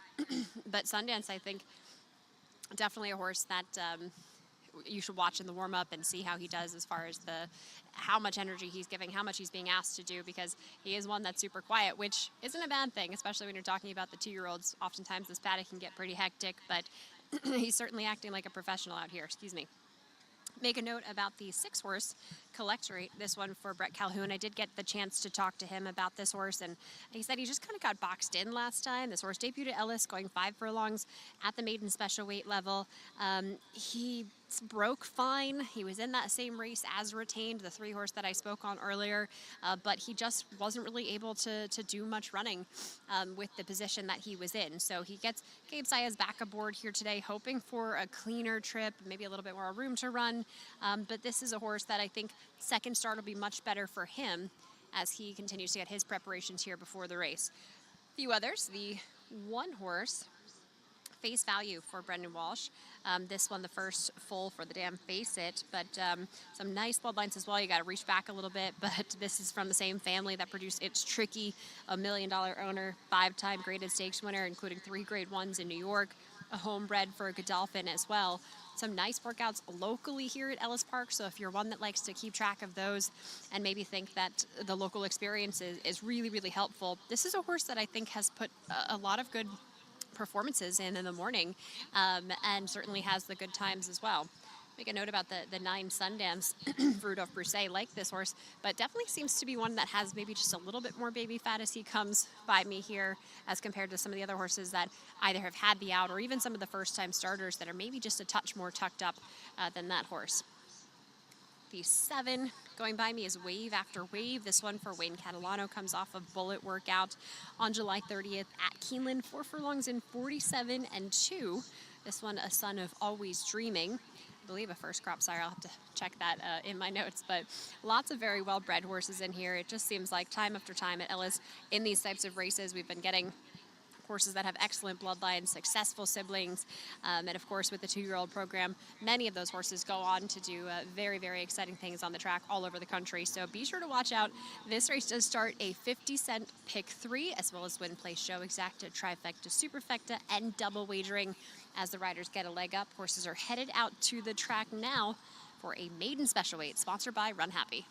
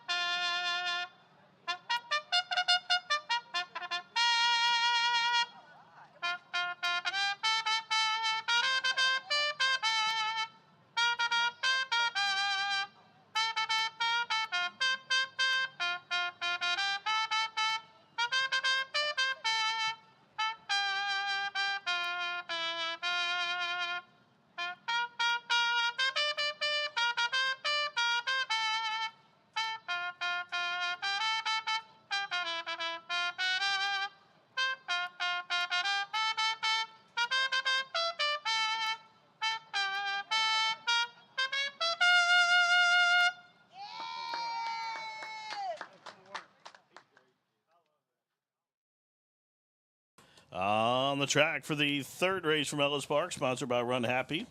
In this third race, you're reminded, scratch the 1A last cookie, the 2 How Did He Do That? Scratch 13, Blame the Good Times, and 14, Been Dreaming. Third race, scratch 1A, 2, 13, and 14. Win, play, show, exacta, try, super daily double starts at pick 3, 4 minutes.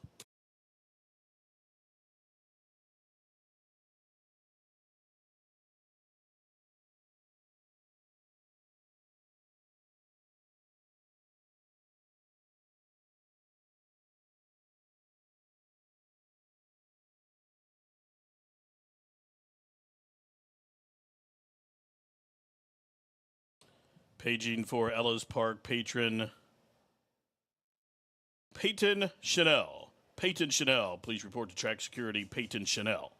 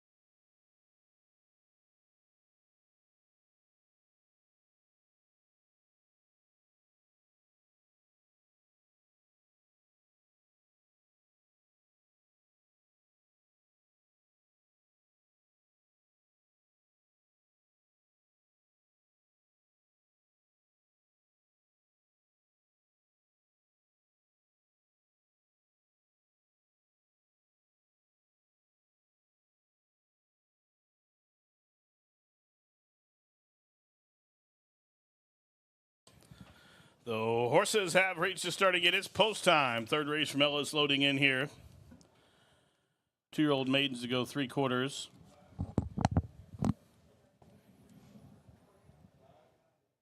Sundance and Level Up, the next two.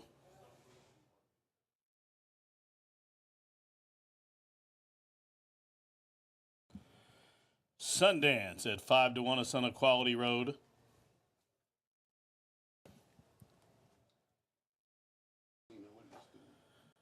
Face Value and Wave After Wave, the next two.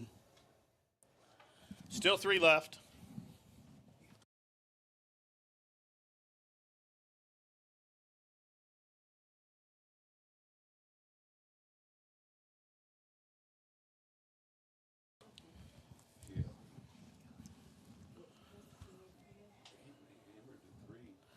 Web Slinger coming up.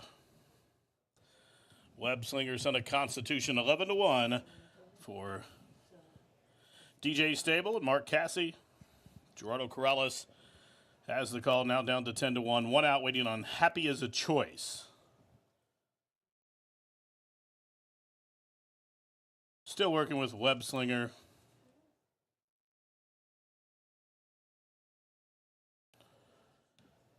He's in. Happy as a Choice to the outside. He's in. They're at the post.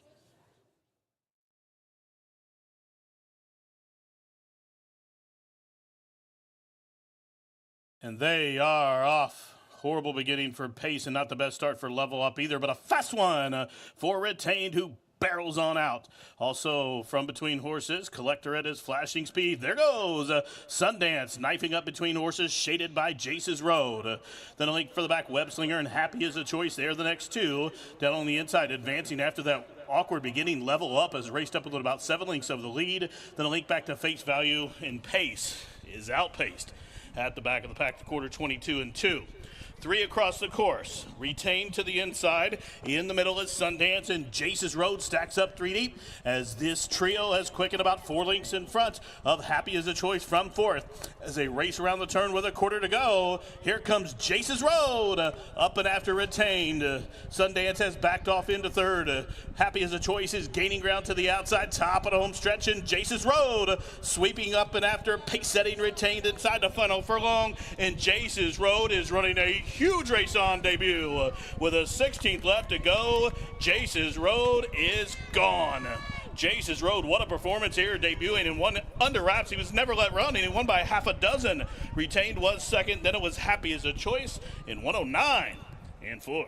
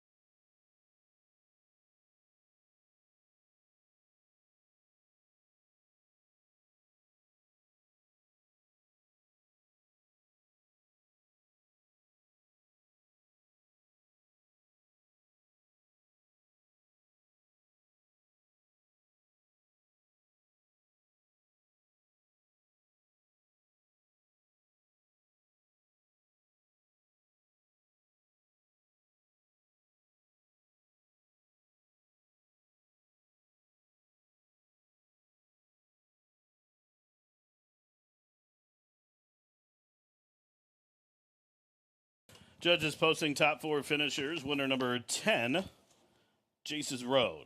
Second to 3, Retained. Third, number 12, Happy as a Choice. And fourth goes 11, Web Slinger. 10, 3, 12, 11.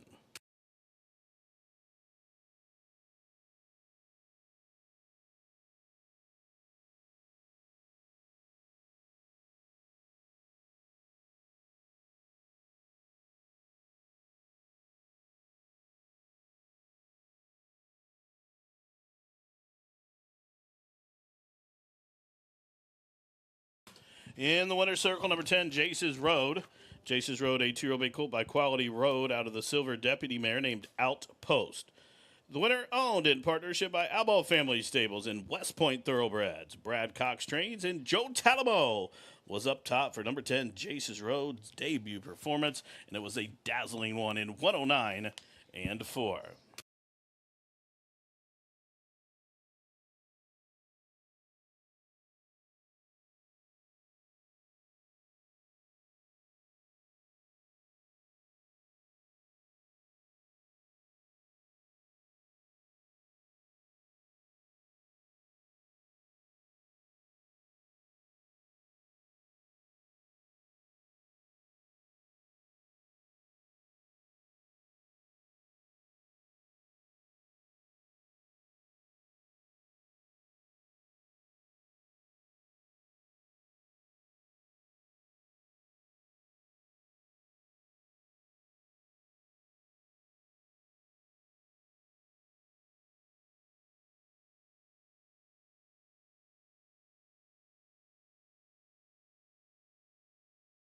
Race official, 486, 308, 294 on the winner.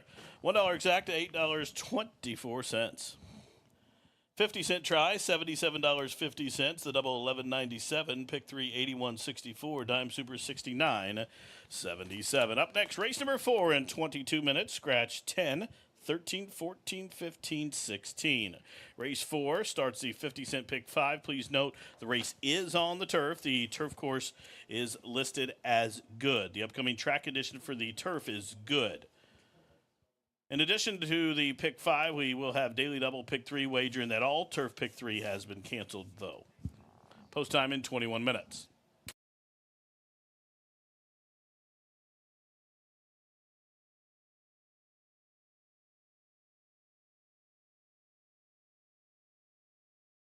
And they are off. Horrible beginning for Pace and not the best start for Level Up either, but a fast one for Retained, who barrels on out. Also from between horses, Collector at his flashing speed. There goes Sundance, knifing up between horses, shaded by Jace's Road. Then a link for the back, Web Slinger and Happy as a Choice. They're the next two. Down on the inside, advancing after that awkward beginning. Level Up has raced up with about 7 lengths of the lead. Then a link back to Face Value, and Pace is outpaced at the back of the pack, quarter 22 and 2. 3 across the course. Retained to the inside. In the middle is Sundance, and Jace's Road stacks up 3 deep as this trio has quickened about 4 lengths in front of Happy as a Choice from fourth. As they race around the turn with a quarter to go, here comes Jace's Road up and after Retained. Sundance has backed off into third.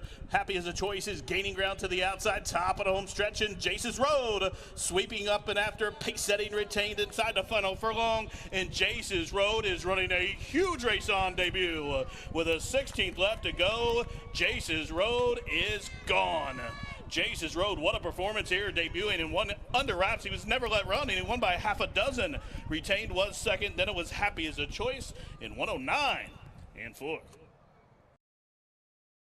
And they for Pace and not the best start for Level Up either, but a fast one for Retained, who barrels on out. Also from between horses, Collector at his flashing speed. There goes Sundance, knifing up between horses, shaded by Jace's Road. Then a link for the back, Web Slinger and Happy as a Choice. They're the next two. Down on the inside, advancing after that awkward beginning. Level Up has raced up with about 7 lengths of the lead. Then a link back to Face Value, and Pace is outpaced at the back of the pack, quarter 22 and 2. 3 across the course. Retained to the front of Happy as a Choice from 4th. As they race around the turn with a quarter to go, here comes Jace's Road. Up and after retained. Sundance has backed off into 3rd. Happy as a Choice is gaining ground to the outside, top of the home stretch, and Jace's Road sweeping up and after, pace setting retained inside the final furlong, and Jace's Road is running a huge race on debut. With a 16th left to go, Jace's Road is gone. Jace's Road, what a performance here, debuting and won under wraps. He was never let run, and he won by half a dozen. Retained was 2nd, then it was Happy as a Choice.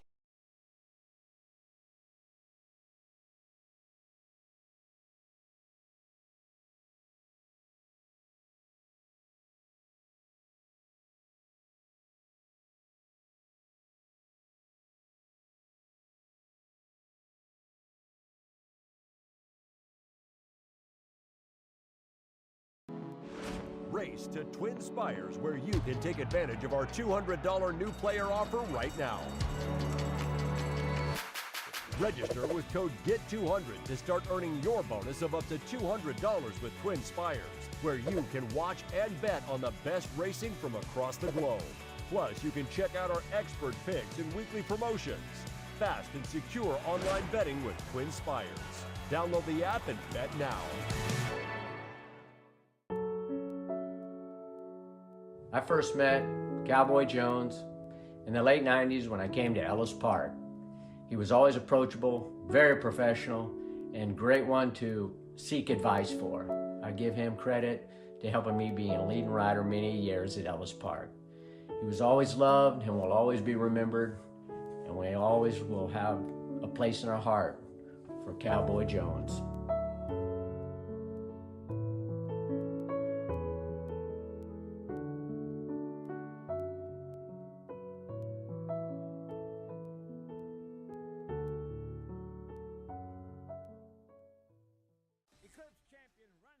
The #1 second crop dirt sire of last year is back and showing a new dimension with winners on turf, dirt, and all weather. A record-breaking sprint champion, Run Happy is also showing winners at all distances from 7 furlongs to 1.25 miles. A sire whose runners can carry his speed over all distances and all surfaces. Run Happy, price for value, and standing strong at Claiborne Farm.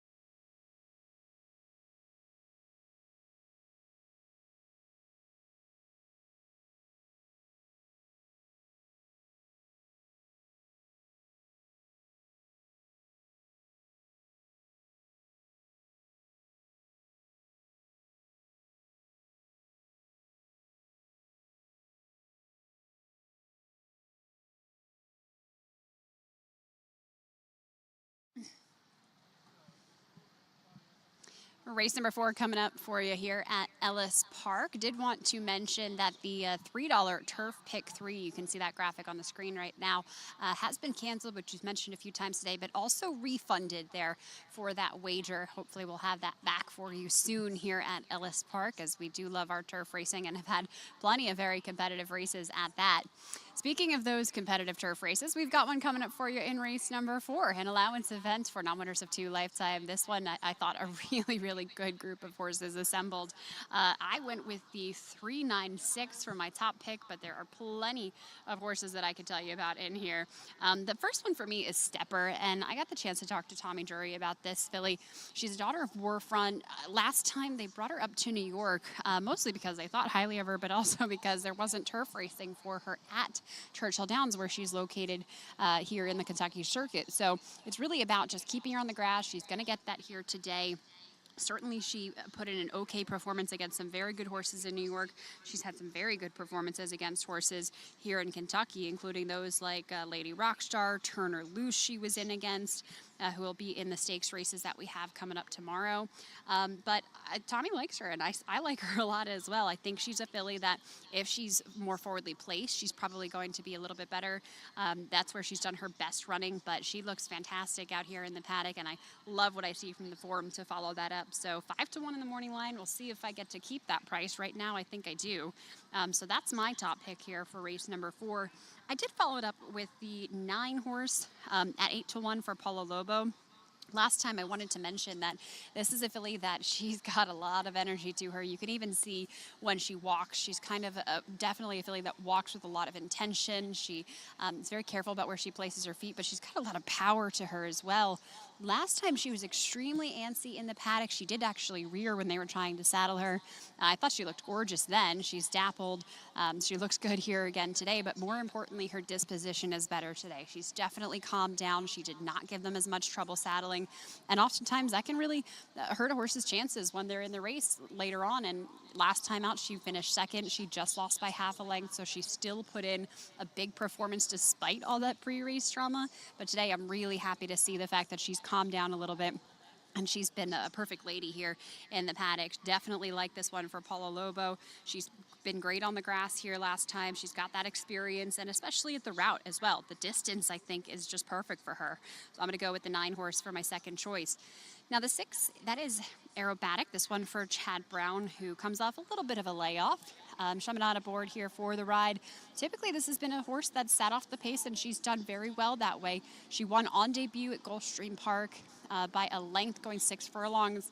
They then tried her at Keeneland, going 6.5 against the non-2 company, and she really didn't do much running that day. She didn't keep up with the fractions very well. There was a lot of early speed in that race, as you can see. So they stretched her out next time over the grass, and she finished a pretty good 5th to a few horses that came back to win their next start. So I love the stretch out for her again here.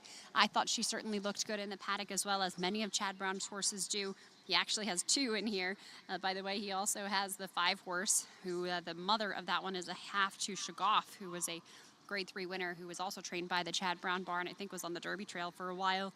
So some nice bloodlines if you reach back that way. I also did get the chance just on the outside quickly to talk to the trainer, Steve Margolis, about the 11 Implosion. She's a really light-bodied type of a filly. They gave her some time off there in December to try to put some weight back on her. But mostly for her, she's kind of built the same way you would want for a route horse, that she's done much better at her route races. She's done much better when she's been forwardly placed. She comes off the layoff here looking fit as a fiddle, and she's trained really well over this surface as well as others. She was stabled here last year. So for an outside chance, maybe the 11 horse, if she's able to kind of find her feet here on the grass, I think she's going to take to it just conformationally the way that she's built. A very competitive field of horses. This starts the 50-cent pick 5. Race number 4 at Ellis Park, 1 mile on the grass. Good luck.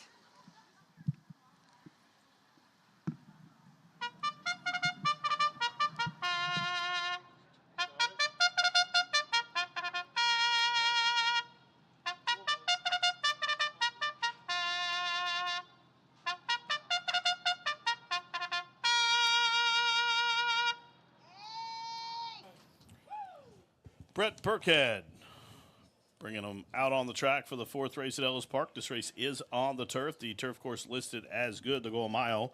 Scratch 10, 13, 14, 15, 16. Win Play Show Exacta Super Daily Double starts at pick 3, and it starts the 50-cent pick 5 in the final 5 on this Saturday program. Post time in 4 minutes.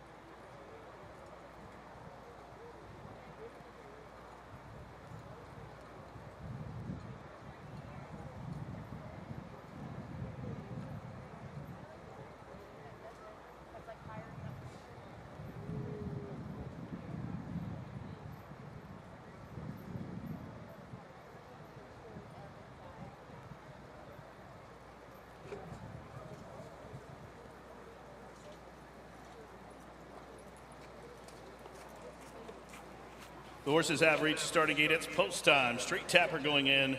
Here's Code for Success for Humphrey and Farish. 22-1 as Stepper coming up for Cherry Valley Farm and Seth Hancock. Corey Lanner looking for a second on the card. The club goes in. Caribbean Knight. K. Robin Dorada at 7-1 moving in. Look, Implosion, Golden Sights will complete the line. Golden Sights 4-1.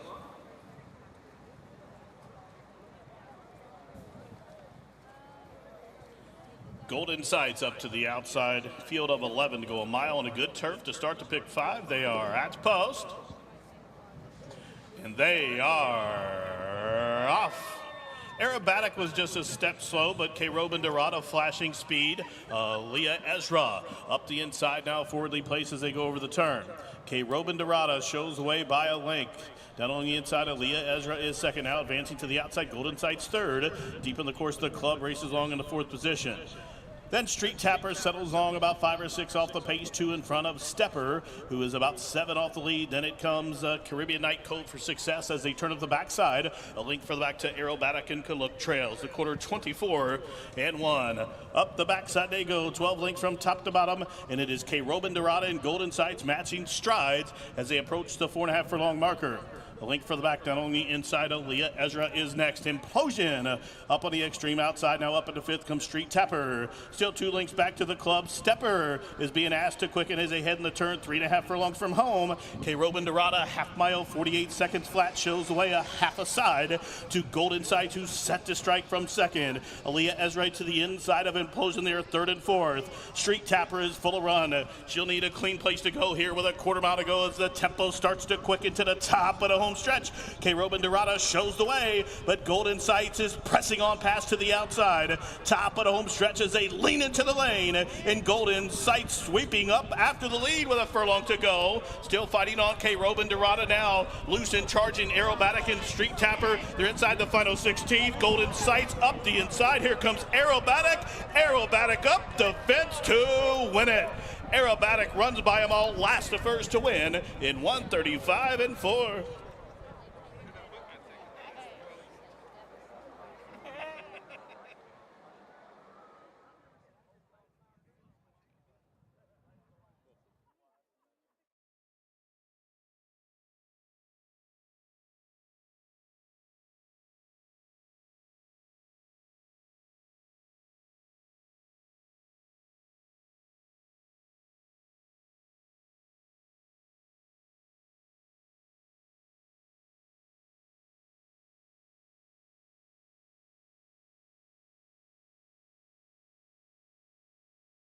Photo finish. Photo for win.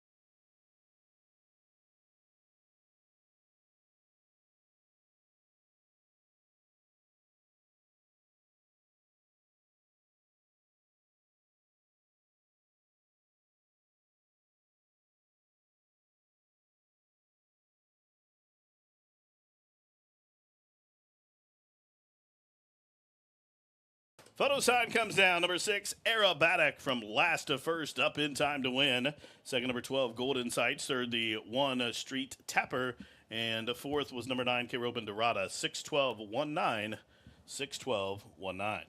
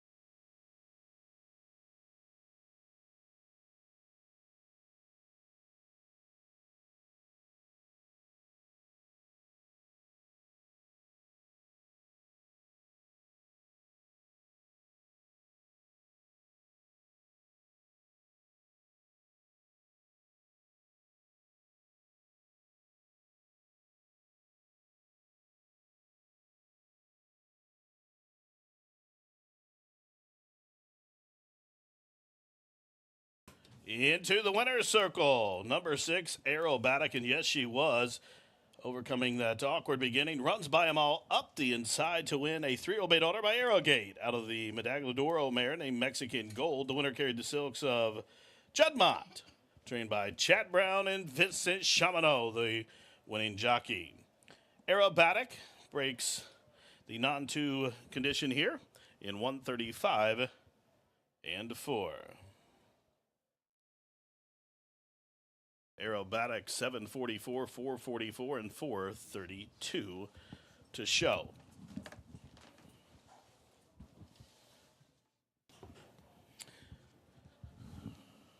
Dime Super, $299.28.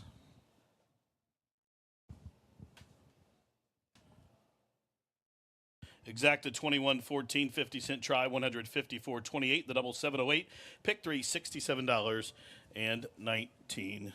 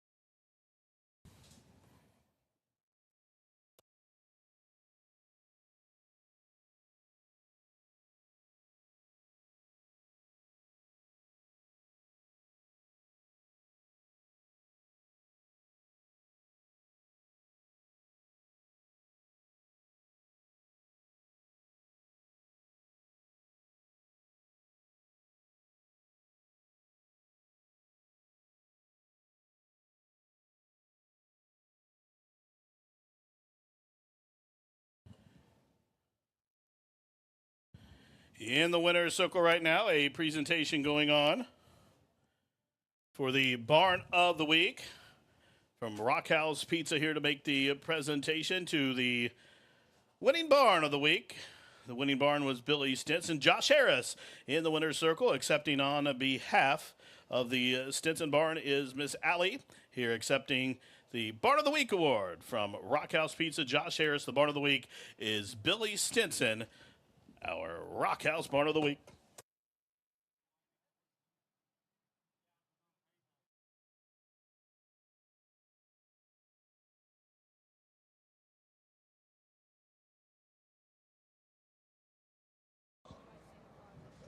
And they are off. Aerobatic was just a step slow, but K. Robin Dorada flashing speed. Leah Ezra up the inside now, forwardly placed as they go over the turn. K. Robin Dorada shows the way by a length. Down on the inside of Leah Ezra is second now, advancing to the outside. Golden Sight's third. Deep in the course, the club races along in the 4th position. Then Street Tapper settles along about 5 or 6 off the pace, 2 in front of Stepper, who is about 7 off the lead. Then it comes Caribbean Night Code for Success as they turn up the backside. A link for the back to Aerobatic and Kaluk Trails. The quarter 24 and 1. Up the backside they go, 12 links from top to bottom, and it is K. Robin Dorada and Golden Sights matching strides as they approach the 4.5 furlong marker. A link for the back down on the inside of Leah Ezra is next. Implosion up on the extreme outside. Now up into 5th comes Street Tapper. Still 2 links back to the club. Stepper is being asked to quicken as they head in the turn. 3.5 furlongs from home. K. Robin Dorada, half mile, 48 seconds flat, shows the way a half a side to Golden Sight, who's set to strike from second. Leah Ezra to the inside of Implosion there, 3rd and 4th. Street Tapper is full of run. She'll need a clean place to go here with a quarter mile to go as the tempo starts to quicken to the top of the home stretch. K. Robin Dorada shows the way, but Golden Sights is pressing on past to the outside. Top of the home stretch as they lean into the lane, and Golden Sights sweeping up after the lead with a furlong to go. Still fighting on K. Robin Dorada now. Loose and charging Aerobatic and Street Tapper. They're inside the final 16. Golden Sights up the inside. Here comes Aerobatic. Aerobatic up the fence to win it. Aerobatic runs by them all, last to first to win in 135 and 4.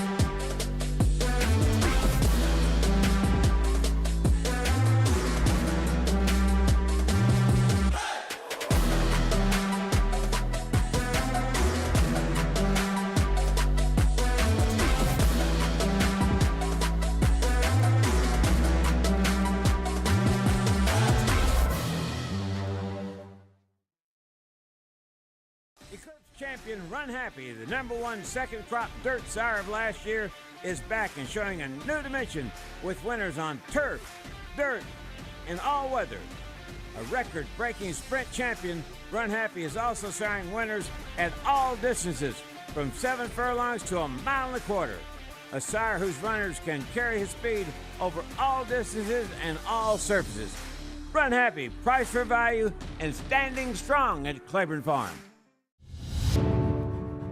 Henderson captures what's inside you. Nature and history are its backdrop. Always familiar, but never the same. So, what's your nature?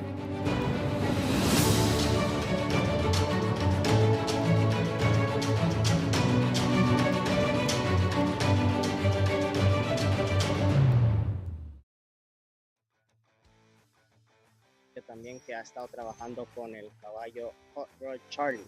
Hot Rod Charlie que corre el Whitney Stakes este sábado en Saratoga. Perfecto.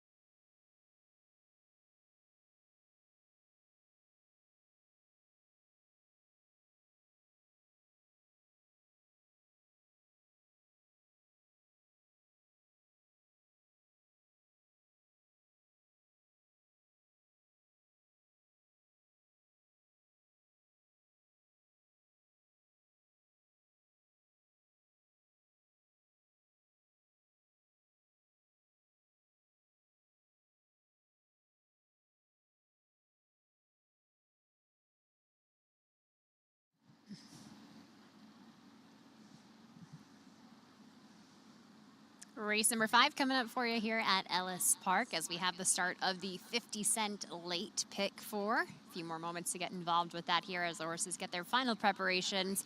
We're looking at a mile race on the main track, which is listed as fast here today. Certainly great conditions as we look at this event for the 2-year-old fillies. Top picks for me, I went 10, 9, 3. Thought about the 1 horse. You can see with the expert selections that are at the bottom of your screen. We're kind of all over the place there with the 10 on top for me, the 9 for Jimmy, and the 1 for Gene McLean, who, of course, hit that pick 5 yesterday. Certainly big congratulations to him and any of you that played along with his tickets there for the Friday card. But 10 horse on top for me, that is Moon Magic Chrissy for Eddie Keneally, a horse that came from set off the pace last time. Didn't have the best start, and I think that was certainly indicative of her performance last time. She just kind of missed, got tired at the end. Finished 3rd, but granted it was beaten by about 4 lengths. I would have liked to have seen her be just a little bit closer there. She's a filly that from the outside, she's certainly going to have to get a break here today, especially if they're going to put her a little bit more forward as they did last time. But with the stretch out here today, I certainly think that's something that can help her chances. She's kind of a bigger bodied daughter of Air Force Blue. Eddie Keneally bringing a lot of good horses here to the meet thus far. She's had a couple of recorded works as well since that last race here at Ellis, including a bullet workout at Churchill Downs, 3 furlongs in 36-1. So I really think that they were able to sharpen her up since that last race. And I thought 6-1 was a really fair price on the morning line. I think you're just about 5-1 right now as she's continuing to get a little bit of attention, but she steps out of the starting stalls and she's just, like I said, kind of a longer-legged type of a filly. She's got good body to her as well. I find her balance between her hindquarters and her shoulder, so that's something that I like to see, especially when you're talking about the milers. And again, the mile configuration that we have here at Ellis Park, oftentimes that can lend itself nicely to these sprinters because it's not a true 2-turn mile that we have here. So I thought she stood a chance there from the outside. Now, one step in from that is the 9 horse. She's a Shining Star for Steve Asmussen. She's not as tall as the 10 horse in here. She's kind of a shorter filly, but I will say that she looks really athletic in the paddock. They're going to try to stretch her out as well. She's had 2 races so far, both at Churchill Downs at 5.5 and 6 furlongs. She's finished 4th in both of those. She has run into some pretty tough horses in her short race career thus far, but she's been training locally here at Ellis, and I certainly think that this is one that's been able to develop a little bit more in talking to her connections. She's got some great breeding for longer distance races. I mean, she's sired by Curlin. She's also out of a mare, Bernina Star, who was 3rd in the Grade 1 Clement Hirsch at Del Mar. So that's a longer distance dirt race. I think the more distance for her is going to be better. And she certainly looks like a filly that may be able to improve here. Definitely one that I think the more racing experience she's had has really helped to tighten her up as well. You get Chaminade aboard, who's been riding nicely for the Steve Asmussen barn. So I think those 2 horses from the outside certainly deserve a bit of a look. Now the 3 horse is Bestseller. This one is a big-bodied daughter of Bodemeister, maybe not as tucked up as some of the other horses that I had mentioned in here, trained by Mike Maker. Big congratulations to him for getting win number 3,000 here at Ellis Park just yesterday. Gerardo Corrales aboard for the ride, and she didn't have the best debut. She tried 6 furlongs at Churchill Downs over the maiden special weight level, but she had a terrible start. She veered in at the start. She was wide. She just didn't have a great trip to her. So since that race, she has had a couple of workouts. They gave her some time, I think about 2 to 3 weeks, before they brought her back and timed her at 4 furlongs here at Ellis and 47-4. Another one at 5 furlongs. So a nice stamina building type of a drill in the morning. She does get the stretch out as well from that 6 furlongs. So I think that this filly should be able to improve, but again, maybe would like to see her just a little bit tighter body-wise, fitness-wise, against some of these horses that certainly look like they are on the muscle and very tucked up. The one jet setting for Brad Cox I'll mention but quickly before they head out there. I was definitely struck by this filly here in the paddock. She looks body-wise like she's going to be able to handle a longer distance. She's a taller type of a filly, maybe a little bit longer. So I think more is better for her. Very well turned out, very well tucked up for the Brad Cox barn. Really indicative of a horse, a 2-year-old filly that should do very well first time out. Riders getting a leg up. Horses headed out to the track for race number 5 here. Best of luck.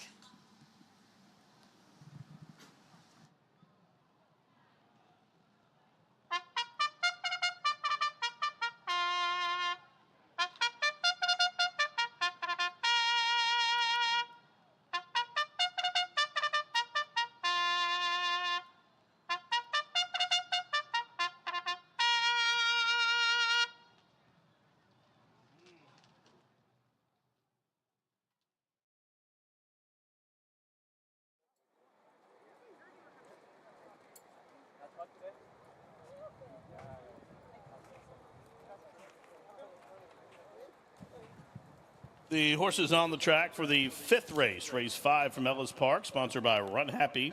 Maiden filly 2-year-olds to go a mile per $60,000. In this race, scratch of 6, Lady Eva.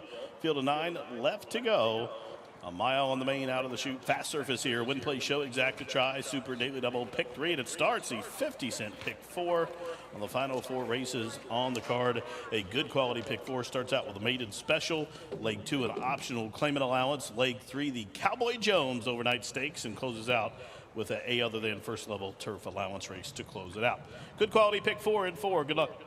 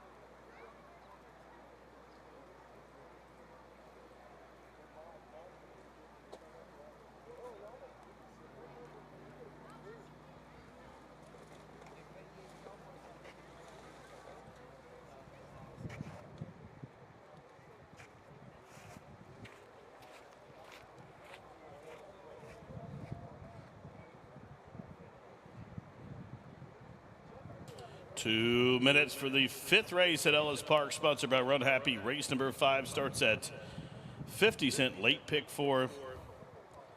Once again, following this race, the Ellis Park mascot will be on hand for your enjoyment, and also the name reveal will take place after race 5. Pick 4 starts here. 1 minute.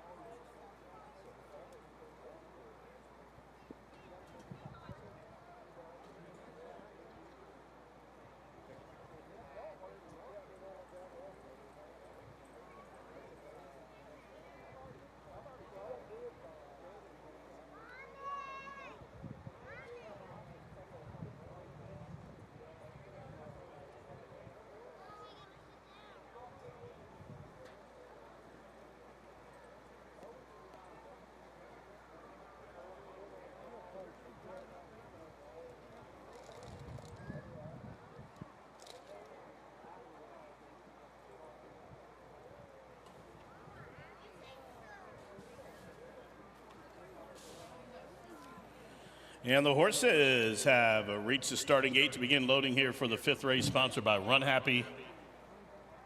Field of 9 after the scratch of the 6th Lady Eva. Now the late pick 4 start here.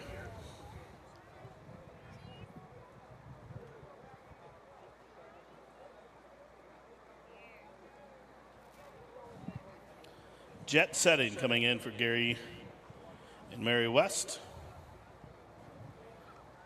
CJ Thoroughbred's Audaciousness. Daughter of Money stretching out here.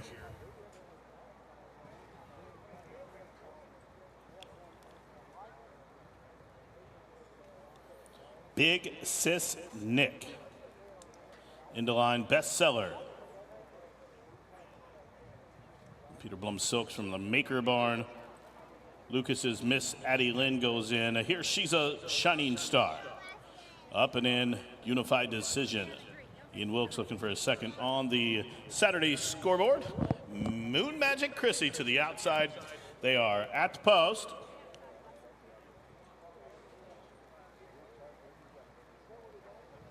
And they are off and running. Bestseller with a good beginning. Jet Setting also flashing speed. Up on the outside, Moon Magic Chrissy and She's a Shining Star is there too as they work around the turn. And Moon Magic Chrissy from the high draw has crossed and cleared with 6 furlongs to go. Shows the way by a length and a half as they turn up the backside. So Moon Magic Chrissy, she's the one to reel in. She's in front by just about a length. Bestseller off of the fence racing in second between those two. Jet Setting now third. A length and a half further back. She's a Shining Star is fourth to the inside. Lady Squared settles along in fifth. Up to her outside is Audaciousness, who's about 7.5 off the pace. A length for the back to Unified Decision, who's shaded by Miss Zaddy Lynn. And Big Sis Nick is at the back of the pack, a half mile to go. The quarter was 23-2. Half mile controlled 46-3. It is Moon Magic Chrissy and Rafael Bejarano showing the way by just about a length and a half. Jet Setting now moves up into second. Bestsellers being ridden to keep pace from third. Up the inside, Lady Squared is on the move. She's raced up into fourth as they continue to race around the turn. And it is Moon Magic Chrissy still there. And Jet Setting is being asked to come and get her to the top of the home stretch. Moon Magic Chrissy will cut the corner, but it is Jet Setting the danger to the outside as they straighten away to the top of the home stretch. 1 furlong to go, and Moon Magic Chrissy still there, but Jet Setting is bearing down and late on the scene. Here comes Lady Squared, 1:16 to go. Jet Setting has gained the upper hand, and Jet Setting, a good-looking debut here. Jet Setting wins by about 2.5 in the end. Photo between Moon Magic Chrissy and Lady Squared for the Miners, but no doubt about the winner. Jet Setting, impressive on debut, covered the mile 1:38.1.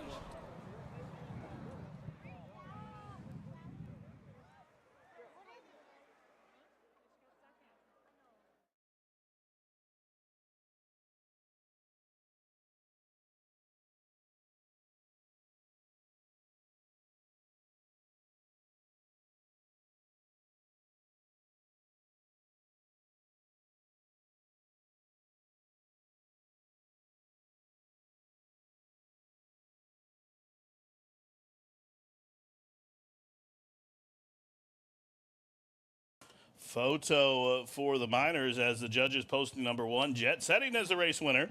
So 1 in a photo finish.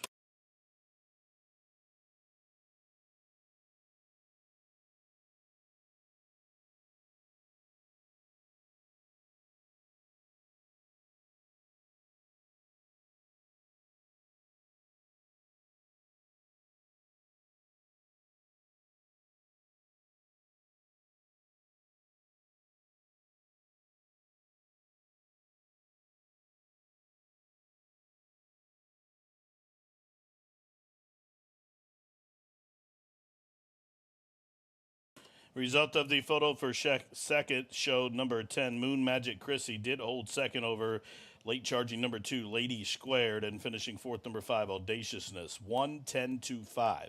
1:10.25.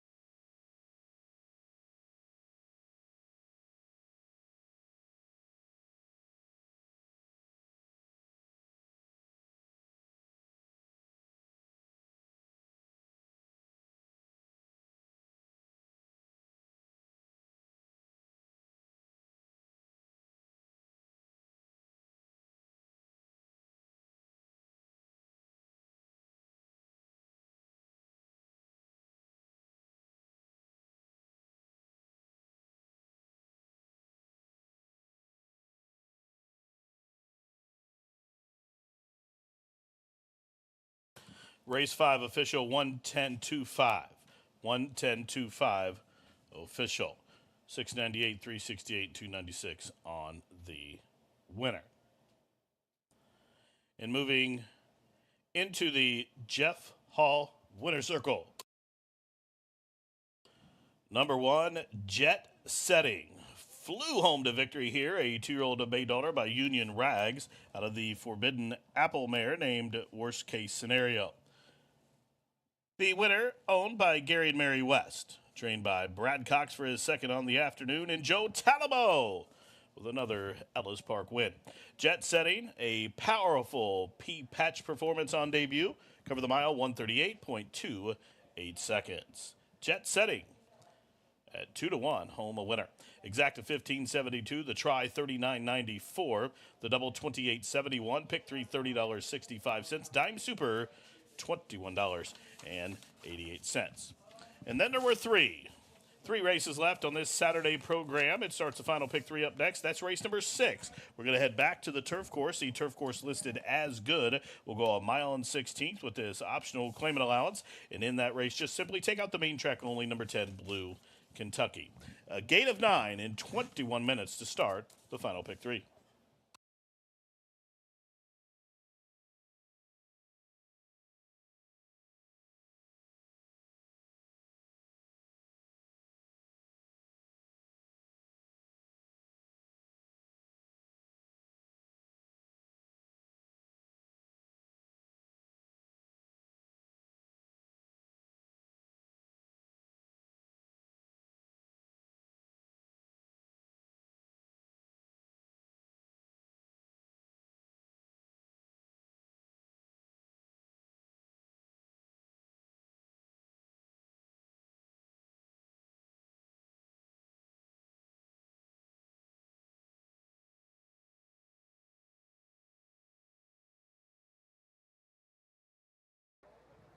And they are off and running. Bestseller with a good beginning. Jet Setting also flashing speed. Up on the outside, Moon Magic Chrissy, and She's a Shining Star is there too as they work around the turn. And Moon Magic Chrissy from the high draw has crossed and cleared with 6 furlongs to go. Shows the way by a length and a half as they turn up the backside. So Moon Magic Chrissy, she's the one to reel in. She's in front by just about a length. Bestseller off of the fence, racing in second between those two. Jet Setting now third. A length and a half further back. She's a Shining Star is fourth to the inside. Lady Squared settles along in fifth. Up to her outside is Audaciousness, who's about 7.5 off the pace. A length for the back to Unified Decision, who's shaded by Miss Zaddy Lynn. And Big Sis Nick is at the back of the pack, a half mile to go. The quarter was 23-2. Half mile controlled 46-3. It is Moon Magic Chrissy and Rafael Bejarano showing the way by just about a length and a half. Jet Setting now moves up into second. Bestsellers being ridden to keep pace from third. Up the inside, Lady Squared is on the move. She's raced up into fourth as they continue to race around the turn. And it is Moon Magic Chrissy still there. And Jet Setting is being asked to come and get her to the top of the home stretch. Moon Magic Chrissy will cut the corner, but it is Jet Setting the danger to the outside as they straighten away to the top of the home stretch. 1 furlong to go, and Moon Magic Chrissy still there, but Jet Setting is bearing down and late on the scene. Here comes Lady Squared, 1:16 to go. Jet Setting has gained the upper hand, and Jet Setting, a good-looking debut here. Jet Setting wins by about 2.5 in the end. Photo between Moon Magic Chrissy and Lady Squared for the Miners, but no doubt about the winner. Jet Setting, impressive on debut, covered the mile 138-1.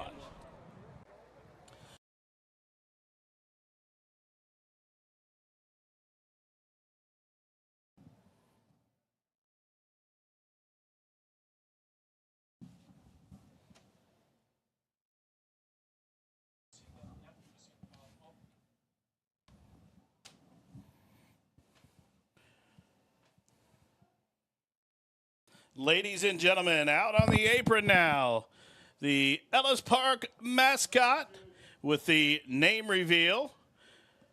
There was thousands of names turned in, and the one name that kept coming through that we've went for, ladies and gentlemen, let's welcome in P-Patch Pete. P-Patch Pete, the Ellis Park mascot, down on the apron to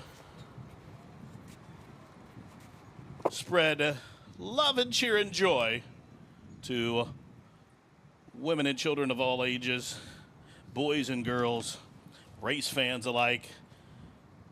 Pea Patch Pete, whose motto is live, love, and cash tickets.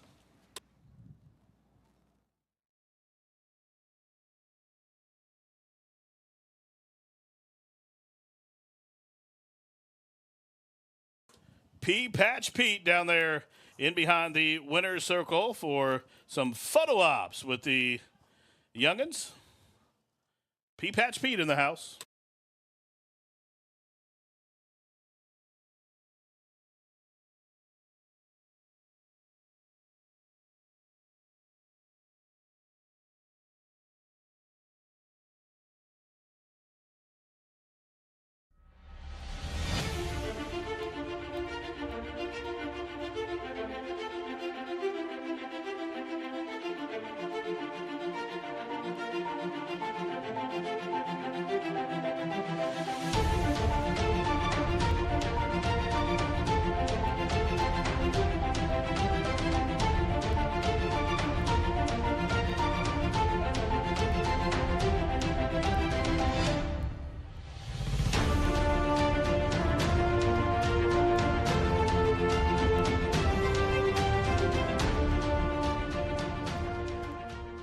News update on the passing of legendary Henderson jockey Robert Cowboy Jones. He died earlier this week at the age of 79. Jones' career spanned more than 5 decades. Aaron Hancock talked to his daughter about the Ellis Park icon.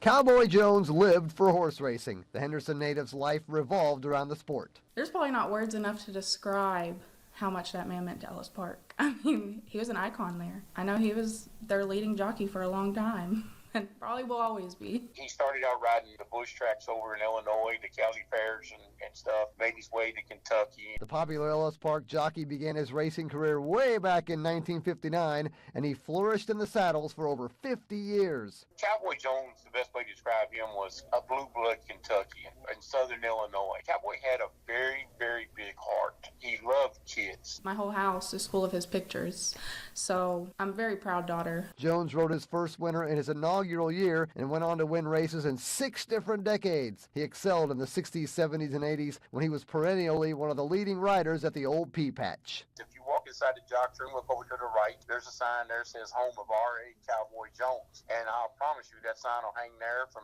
now on. When he was good, he was really good. Cowboy was one of the best in his early days, one of the best in Kentucky. Jones was so popular, in fact, that Ellis had a bobblehead giveaway with his caricature, and when he later wrote a book about his life and career, it became a huge hit. Anywhere we go, Cowboy Jones, can you sign this? Hey, I have a shirt, I have this picture, can you sign it? I mean, it was like I was walking around with a celebrity. And everyone we spoke with agreed Jones will be sorely missed around the track. He was a very good guy. I mean, he's well known. Anytime he come into the track, people knew who he was. I've had so many people reach out to me and tell me they already miss him and tell me what he meant to them. Cowboy was family to everybody. He never met a stranger on the backside. He just enjoyed the racetrack life.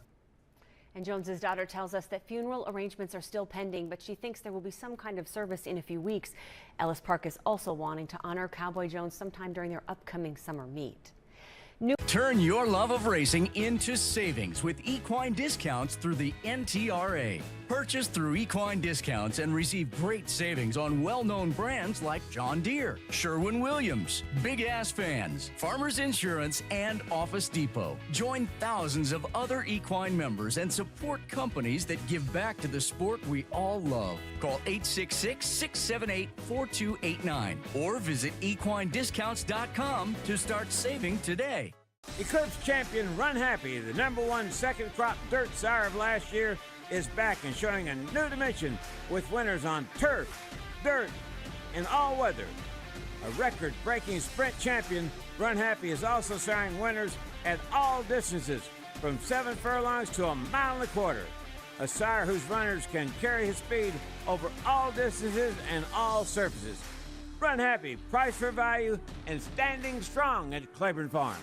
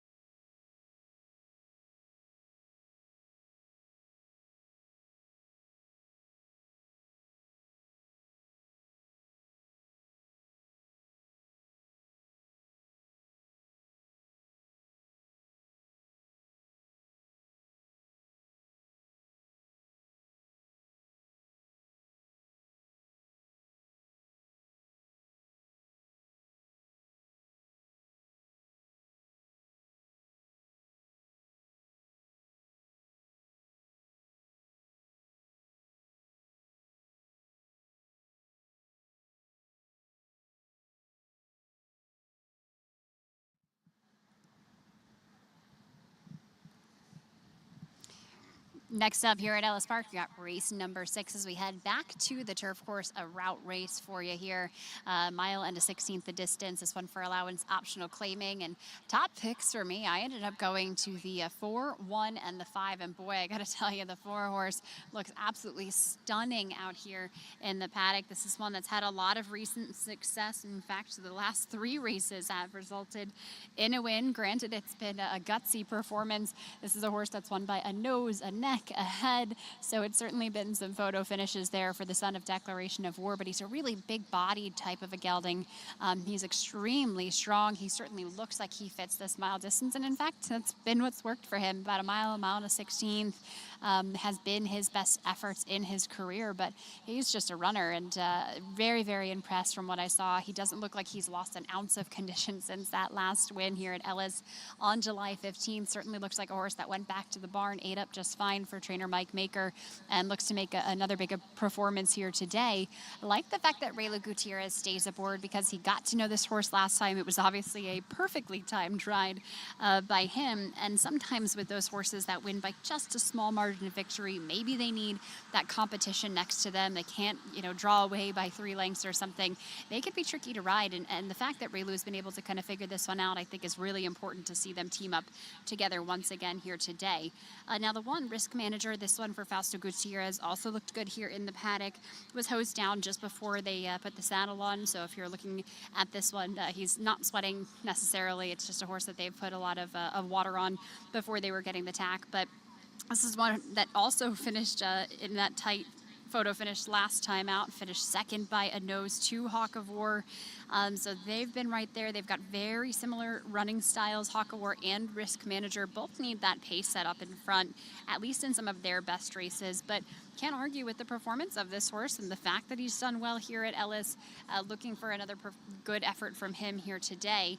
Now, I did have some notes last time about Hosier, this one, the 5 horse, who was a lot of trouble last time when they were saddling, almost went completely down on his hindquarters after rearing in the paddock last time out. And you can see his race last time. He finished 4th, beaten by 4 lengths. They tried the turf with him, I believe, for the first time in that last race. They're going to try the turf here again today. Now, they did get to saddle this horse while he was walking around and just making some final adjustments now. But again, he is much, much better today as far as his disposition is concerned. He's been much easier to handle for the connections.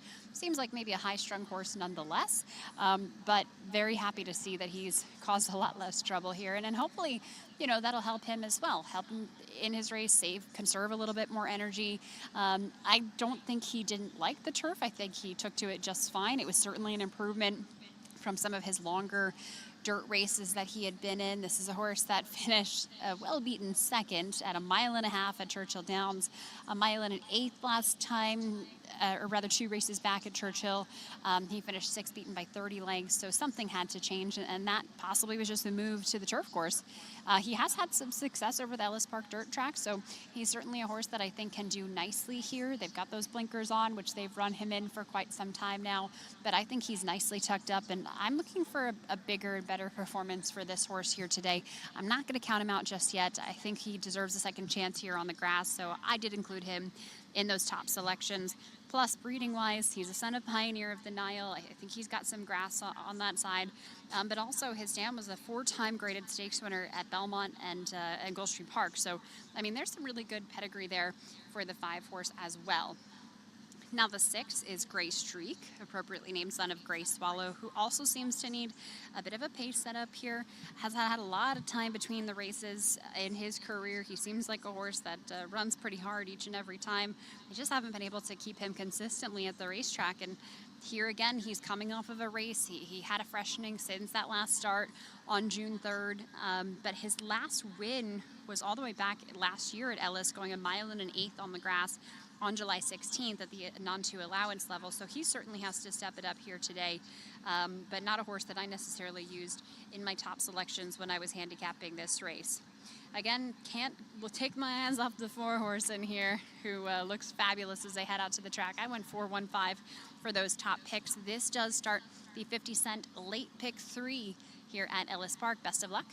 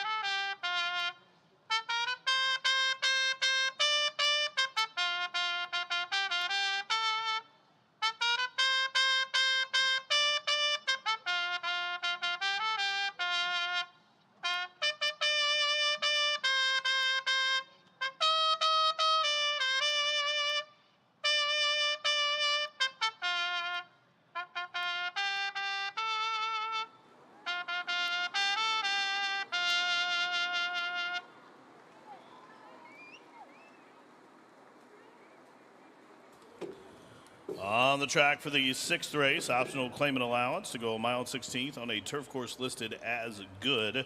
Field of 9, simply scratch the main track only, number 10, Blue Kentucky. Win, play, show, exact to try, Super Daily Double starts the final pick 3 of the card.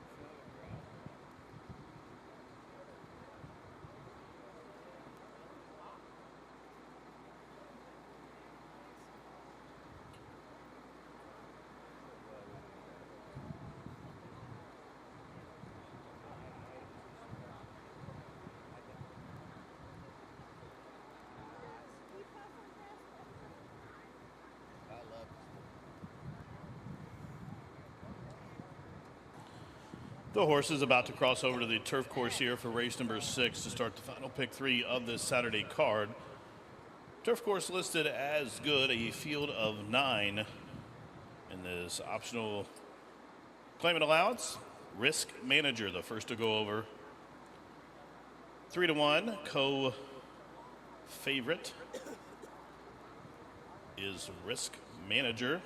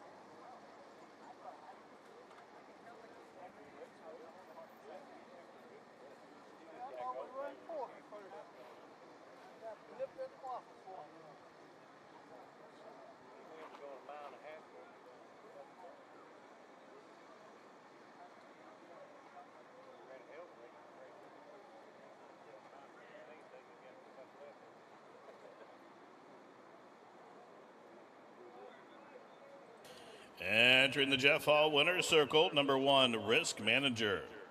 Good looking chestnut there with the beautiful white blaze.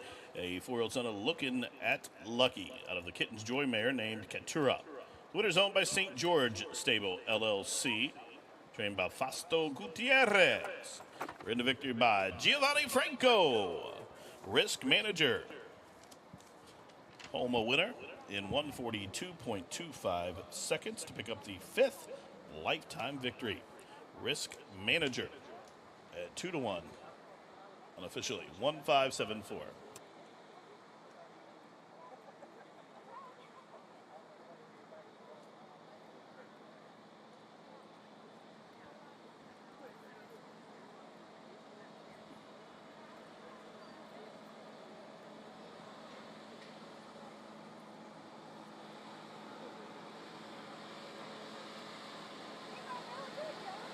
Guys, just a second, yeah.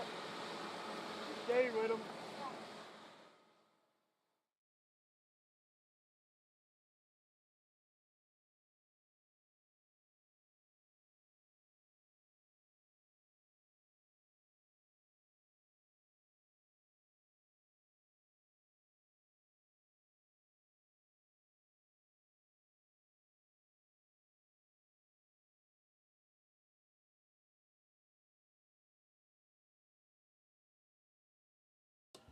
One, 5, 7, 4. Here are the numbers for race number 6. The race should be official shortly, just undergoing some technical issues here, some technical difficulties here for the official sign-in prices for race 6. Looking ahead to race number 7. Race 7, the featured first running of the R.A. Cowboy Jones Overnight Stakes, a $70,000 overnight stake event to go a mile. The 3, 4, 8, 10 are all scratched from the Cowboy Jones, which is up next. Of course, Cowboy Jones, a larger-than-life fixture here around Ellis Park and in the Tri-State. Won his first race here in 1959. He won races in 6 decades. A loving father, devoted friend, legend, horseman, talented jockey, tireless worker, encouraging, uplifting, supportive. Just a few words to describe the most colorful and celebrated jockey in Ellis Park's history. He won races once again in 6 decades as a jockey, and also won a race as a horse owner back in 2019, where he joined the late Dennis O'Keefe and Brian Cole with a victory as a horse owner. He has a book published. Also, a bobblehead was given out at Ellis Park in 2003 honoring him. And he went on to participate in races here at Ellis Park for just about 60 of our 100 years of racing here at Cowboy, a larger-than-life fixture. And we are proud to honor him here in the upcoming 7th race in 21 minutes.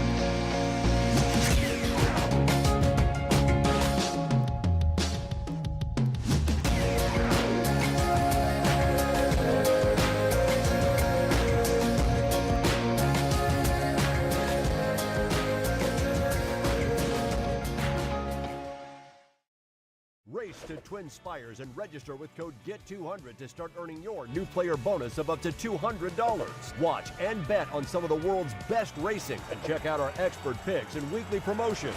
Twin Spires. Download the app now.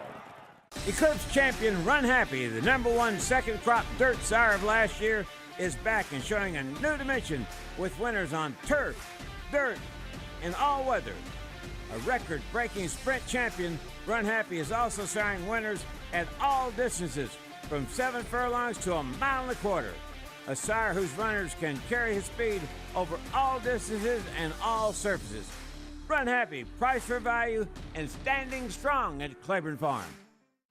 Carefully crafted with Valencia orange peel, Blue Moon is one of a kind. Something this unique could hang in a gallery, but it looks best in our signature glass. Blue Moon, one of a kind, every time.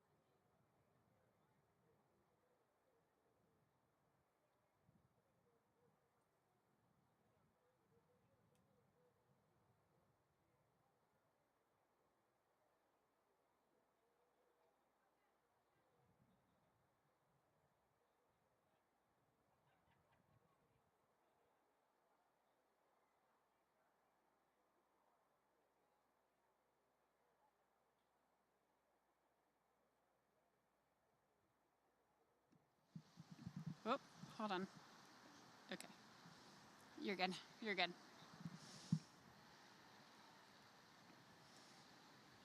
Next up, our feature race of the day, race number 7. We do have the Cowboy Jones, Memorial Overnight Stakes. And this one, I think, a great honor to an Ellis Park icon. You heard a little bit about him earlier on in the show. Just a horseman through and through, a rider here at Ellis Park, also an owner as well.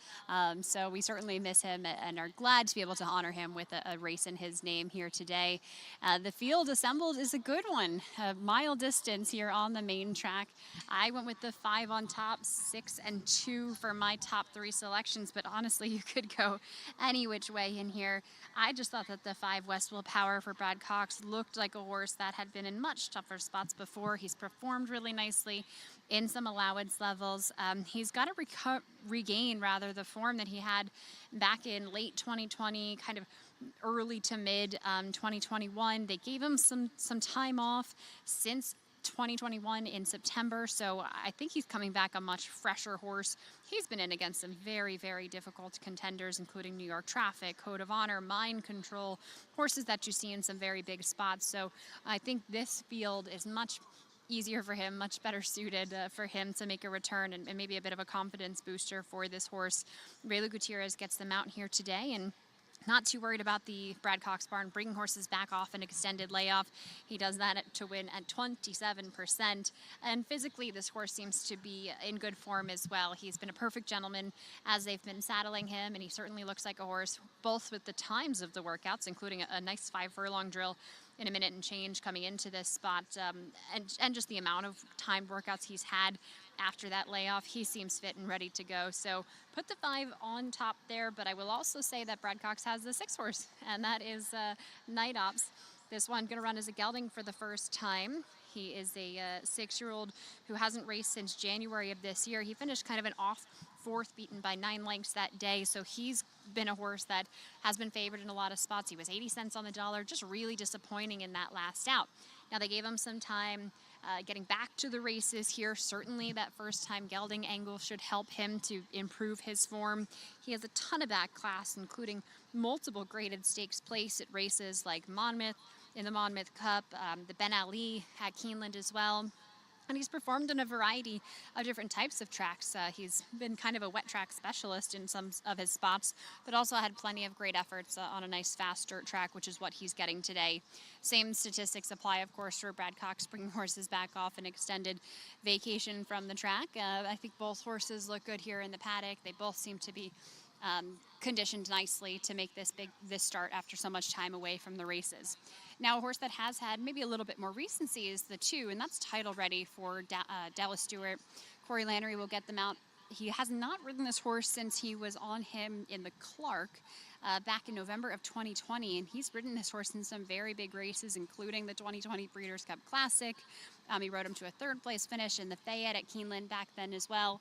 But he's been a horse that's taken some time off. He actually went to Medan to run in the Dubai World Cup back in 2021, and they gave him plenty of time after that, tried to find a spot for him, but this seems like a nice soft landing spot for a 7-year-old horse that has so much back class. And again, that recency could really be important here with plenty of horses coming off the layoff.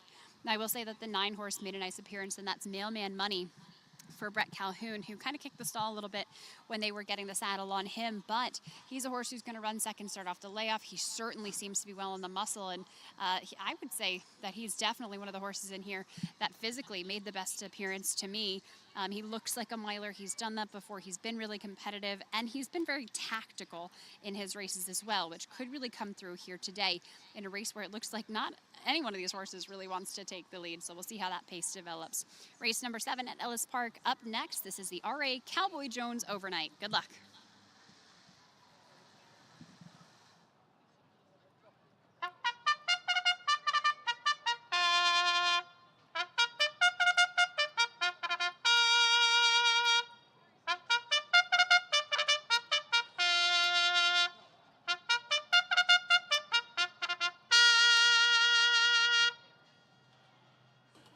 Ladies and gentlemen, Ellis Park proud to introduce the field for race 7, the featured first running of the RA Cowboy Jones Overnight Stakes. Number 1, Injunction, owned by Nick Vacareza and J&G Stables LLC, trained by Carlo Vacareza with Rafael Bejarano. Number 2 is Chuck Fipke's Title Ready, conditioned by Dallas Stewart. Corey Lannery has the riding assignment.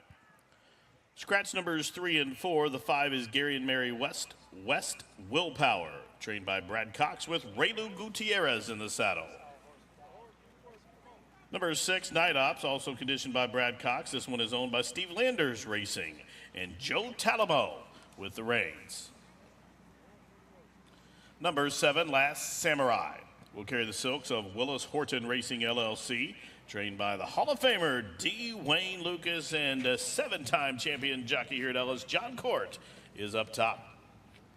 Scratch the 8. Number 9, completed in the field, is Chester Thomas's Mailman Money, racing under the Allied Racing Stable banner, trained by Brett Calhoun with Gabe Saez. And then scratch the 10, Helium. That's the field for the Cowboy Jones, which is up next here at Ellis. Win, place, show, exacta, try, superfecta, and starts the late double. Post time for the Cowboy in 3.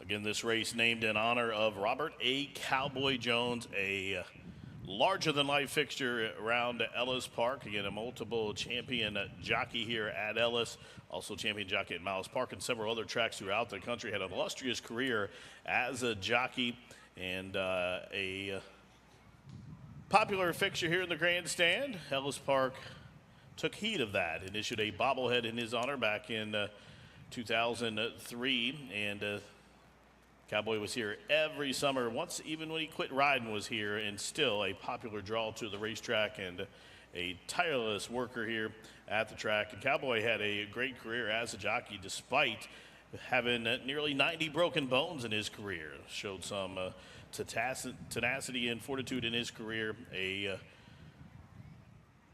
true horseman and a man who exemplified class.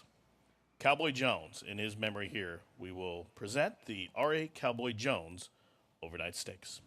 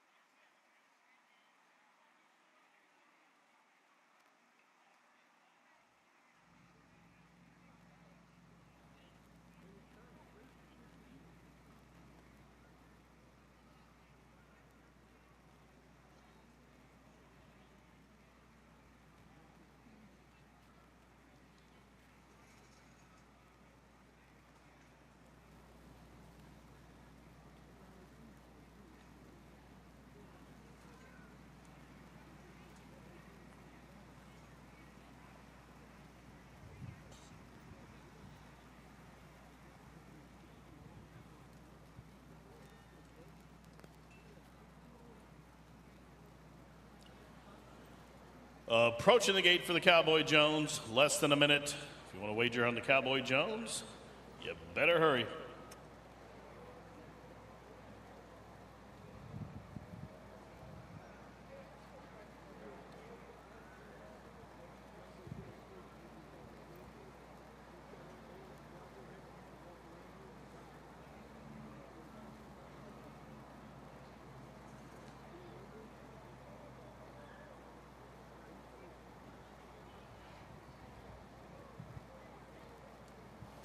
And they've reached the gate. It's post time. Loading in for race number 7. The R.A. Cowboy Jones Memorial Overnight Stakes in Junction Inn. Title ready coming up in the Fipke Silks. Here's Gary and Mary West Willpower.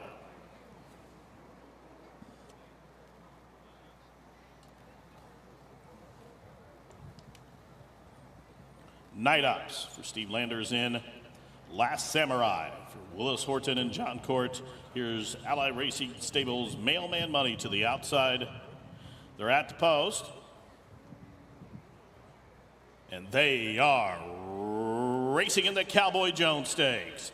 It was a good beginning for West Willpower. Injunction is flashing speed as well. And up on the extreme outside, there goes Last Samurai, who's forwardly placed. Title Ready came away racing in fourth now, just got passed by Mailman Money. And then 4 or 5 lengths back to Night Ops, who's at the back of the pack. They enter the backstretch with 6 furlongs to travel, 9 or 10 lengths from top to bottom. Pace battle up top between Injunction and Last Samurai. They match strides a length and a half in front of Mailman Money, who settles on third. West Willpower is underneath that one from fourth, still 6 back to Title Ready, and 3 or 4 back to Night Ops. Up the backside they go in the R8 Cowboy Jones Stakes, just outside a half mile to go. The first quarter up on the board, 23.32 seconds. They pass the half mile pole in 45 and 3. To the inside, it's Injunction. To the outside, Last Samurai. These two continue to match strides. West Willpower still racing underneath Mailman Money as they race around the turn. 4 lengths for the back. Title Ready is underway for Fipke up the fence as they race around the turn. 5/16 to go.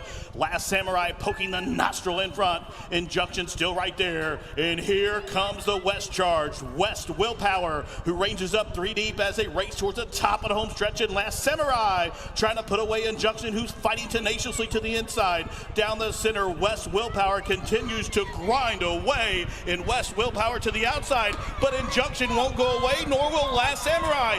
Down to the wire in the Cowboy Jones. Injunction and West Willpower to the wire. Photo finish in the Cowboy Jones. And why wouldn't it be? Injunction to the inside, West Willpower to the outside. Noses apart in 1:34 and 1.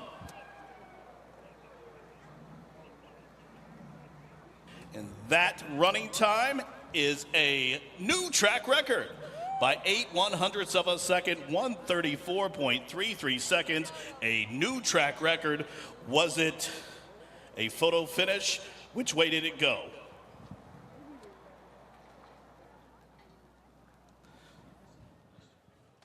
Again, photo finish. Was it Injunction to the inside or West Willpower to the outside? They came down to the wire and ended in a camera close-up.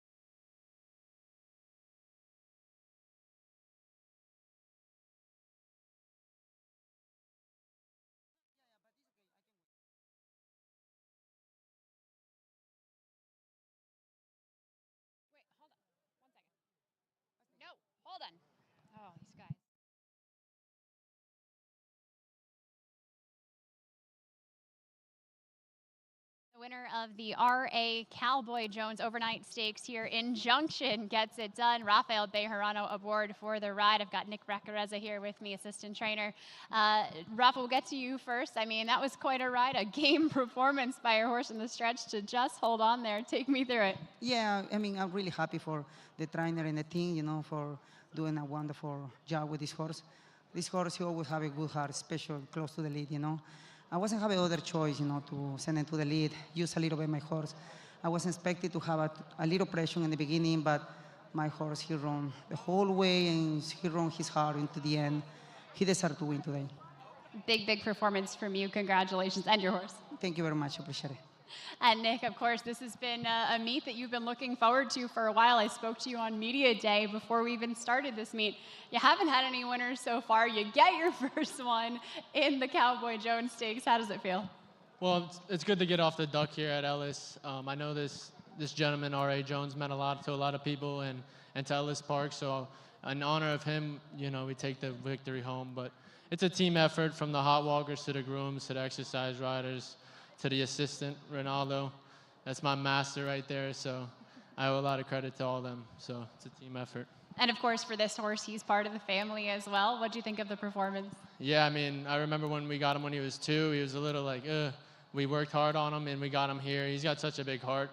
He beat the horse he had to beat, and another horse come from the outside, and he still fought and beat the other one. So, you know, you can't train heart, and that horse got heart, so. Huge performance. You must be so proud. Yeah, I am. Big congratulations to you. Of course, we have the Cowboy Jones Stakes, the very first, running a new track record as well. What a way to honor an icon. Thank you, Megan. Have a good day. And they are racing in the Cowboy Jones Stakes. It was a good beginning for West Willpower in Junction. His flashing speed as well. And up on the extreme outside, there goes Last Samurai, who's forwardly placed. Title Ready came away racing in fourth now, just got passed by Mailman Money, and then 4 or 5 lengths back to Night Ops, who's at the back of the pack. They enter the backstretch with 6 furlongs to travel, 9 or 10 lengths from top to bottom. Pace battle up top between Injunction and Last Samurai. They match strides a length and a half in front of Mailman Money, who settles on third. West Willpower is underneath that one from 4, still 6 back to Title Ready, and 3 or 4 back to Night Ops. Up the backside they go in the R.A. Cowboy Jones Stakes, just outside a half mile to go. The first quarter up on the board, 23.32 seconds. They pass the half mile pole in 45 and 3. To the inside, it's Injunction. To the outside, Last Samurai. These two continue to match strides. West Willpower still racing underneath Mailman Money as they race around the turn. 4 lengths for the back. Title Ready is underway for Fipke up the fence as they race around the turn. 5/16 to go. Last Samurai poking the nostril in front. Injunction still right there. And here comes the West charge. West Willpower, who ranges up 3 deep as they race towards the top of the home stretch. And Last Samurai trying to put away Injunction, who's fighting tenaciously to the inside. Down the center, West Willpower continues to grind away, in West Willpower to the outside, but Injunction won't go away, nor will Last Samurai. Down to the wire in the Cowboy Jones, Injunction and West Willpower to the wire. Photo finish in the Cowboy Jones. And why wouldn't it be? Injunction to the inside, West Willpower to the outside. Noses apart in 134 and 1. And they are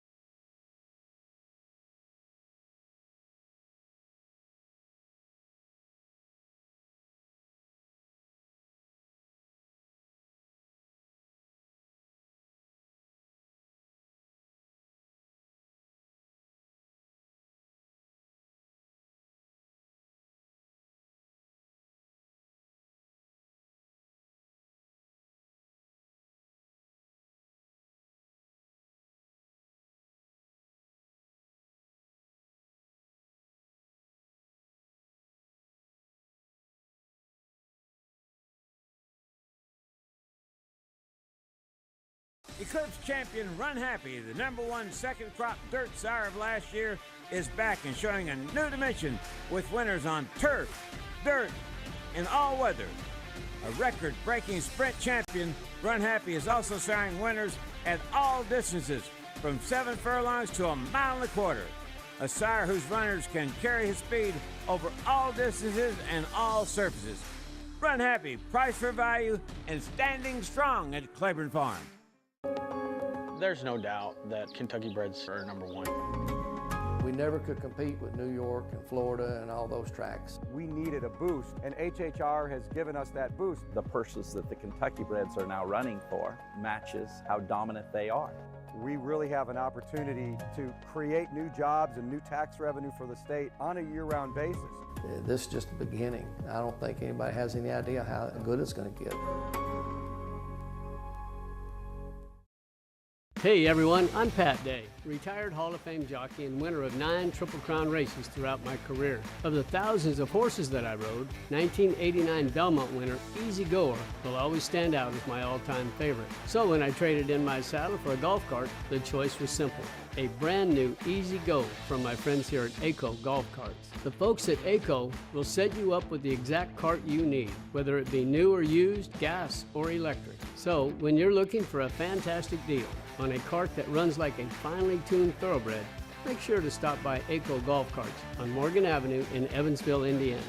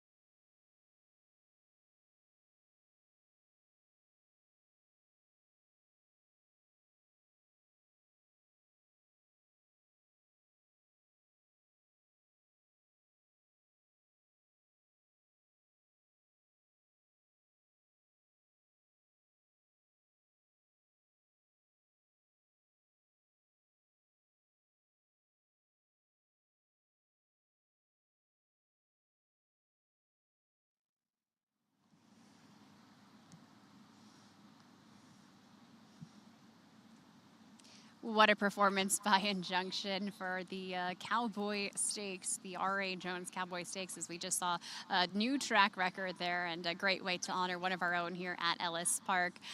Do want to show you the photo finish from that, just a nose apart as the one horse hung on the 5 closing fast in the stretch, but in fact, your winner there on the inside. Great effort from the Vacarezza barn as well. As he said, you can't train heart, and that certainly was the case there. We end the day with a very nice allowance event, 1 mile on the grass here at Ellis Park for race number 8. And there's a number of really good horses in here. I went towards the outside, in fact, with the 11 and the 10, although I will say that the 2 horse has continued to impress me here in the paddock. So I'll talk about the 11 first. Still getting saddled in the stalls at the moment. That is Cloudy for Shug McGahee, a 3-year-old son of Noble Mission. Plenty of turf breeding here, and in fact, I think he wanted grass all along, because they started him out at Churchill Downs over the 6 furlongs on the main track, stretched him out to a mile on the main track. He lost by double-digit lengths, and then he was able to find easier company, I think, and the grass at Indiana, a mile on the turf course there, and he won by 4 lengths that day.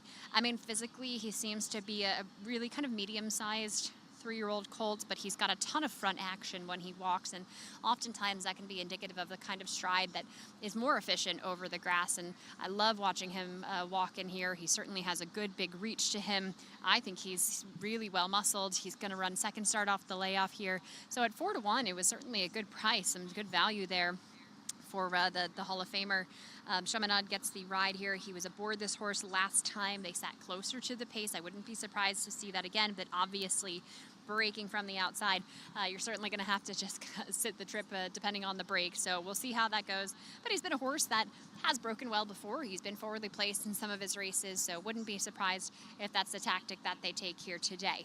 Now the 10 is Deep State. Now this one is a 5-year-old gelding trained by Brian Lynch. He finally was able to break his maiden last time out, and that was actually a race that was taken off of the grass here at Ellis Park at the distance of a mile. He won by a neck that day. He's a horse that sat off the pace, in fact, last time, whereas he had been more forwardly placed in some of his prior races. So he does seem to be pretty versatile.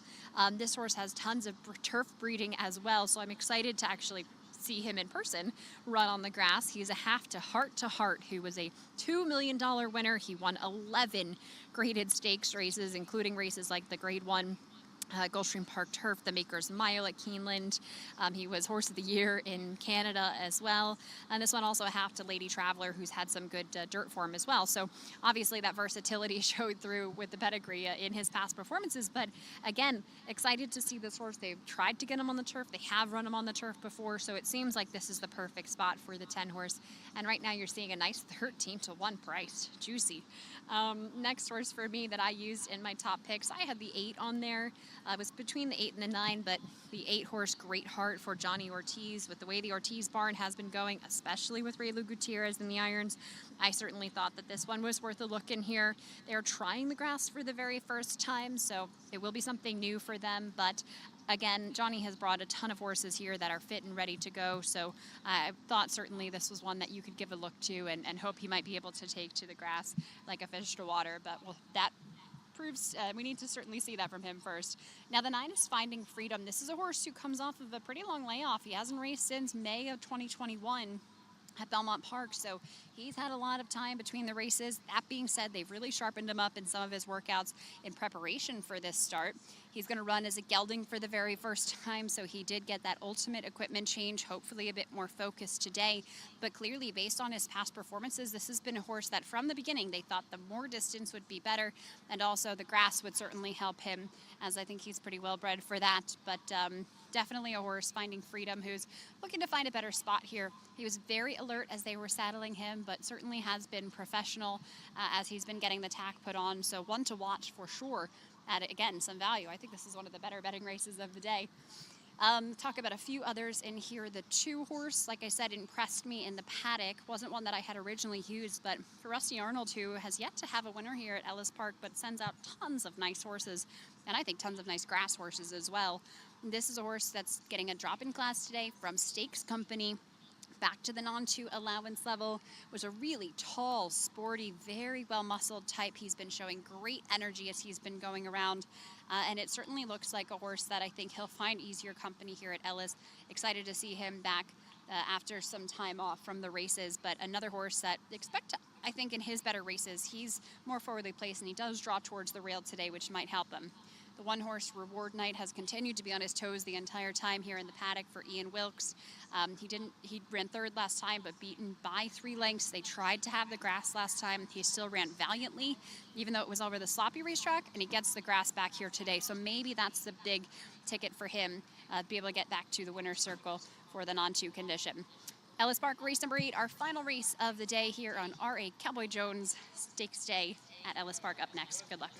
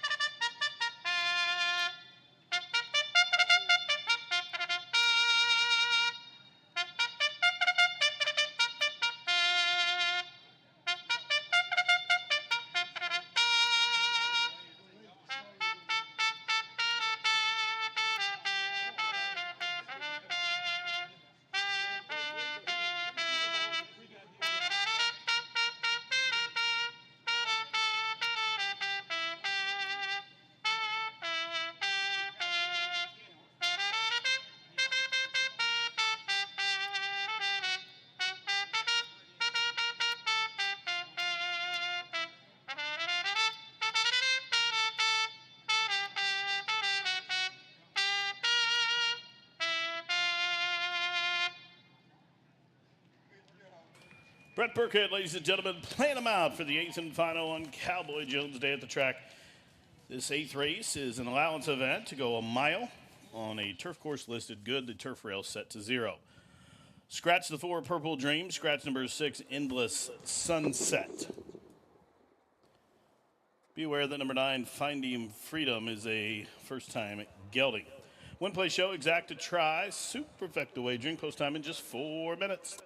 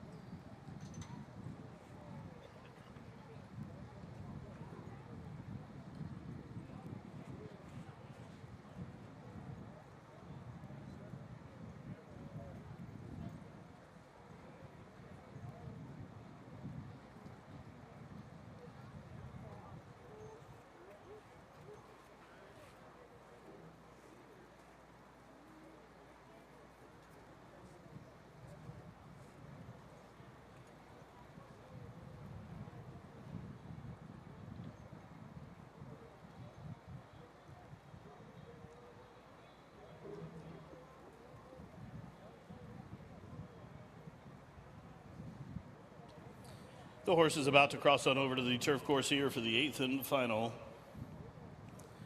Eighth and final crossing over to go a mile on a good turf. Turf rail set to 0. 2-1 on Cloudy, 2.5-1 on Red Hornet as Reward Knight. The Shoemaker Silks coming up, 4.5-1, being loaded in. Shortleaf Stables Great Heart on turf debut going in, 11-1. Wake Surf for Lynch and Arnold. Now Finding Freedom and the Gary Barber Silks moving in, 22-1 on that one. Rochambeau for Cherie DeVoe. Deep State moving in, 15-1 as Rough in the City being let in. The Gray Cloudy as the 2-1 favorite loading in. Red Hornet coming up at 2.5-1 will load in second last. Just waiting on Cool Rags for Wargle and Miller. Cool Rags to the outside is in. They're at the post. And they are racing. Good start for Rochambeau, Rough in the City. Now underneath, Wake Surf is flashing speed, and there goes Wake Surf on the drop-in class to say, come and get me up top as they work around the turn. And Wake Surf is there, but Rochambeau will be the one to pressure to the outside. Reward Knight bounced out in third. Right to that one's outside, Rough in the City fourth. Red Hornet a 3-wide fifth, 2 in front of Cloudy, who settles along 6 up the backside now. Then a link for the back, Great Heart and turf debut is next, covered up by Cool Rags. Still 3 back to Gary Barber's Finding Freedom. And the Gray Deep State at the back of the pack, 14 links top to bottom, 5 furlongs to go. The quarter was 24-3. It's Rochambeau to the outside of Wake Surf. They continue to set the fractions up the backside. Down on the inside, racing in third. In a box there is Reward Knight. Red Hornet and Rough in the City are right there as well into the far turn run. Now on the move, there goes Cloudy, cut loose to the outside. Great Heart trying to go with him, but he's going to need a racing luck here as he's covered up with nowhere to go. Cool Rags starts to roll as well. From the back, it's Deep State and Finding Freedom, half mile, 47-4. Rounding the turn, outside of a quarter mile to go. Rochambeau, the jock looking back for competition as Red Hornet ranges up to the outside, still fighting on his Wake Surf. Now tipping off cover, here comes Cloudy, who's ready to rain down to the outside. It is Red Hornet, and Cloudy is set to strike, crying out for room from between horses in deep stretch. It is Reward Knight, many chances with a 16th to go. Wake Surf shaken up. It's Cloudy who's trying to press past in between Red Hornet down to the wire. Wake Surf and Cloudy. And joining the scene late was Longshot Rough in the City. A blanket photo finish to close out the show in 136-1.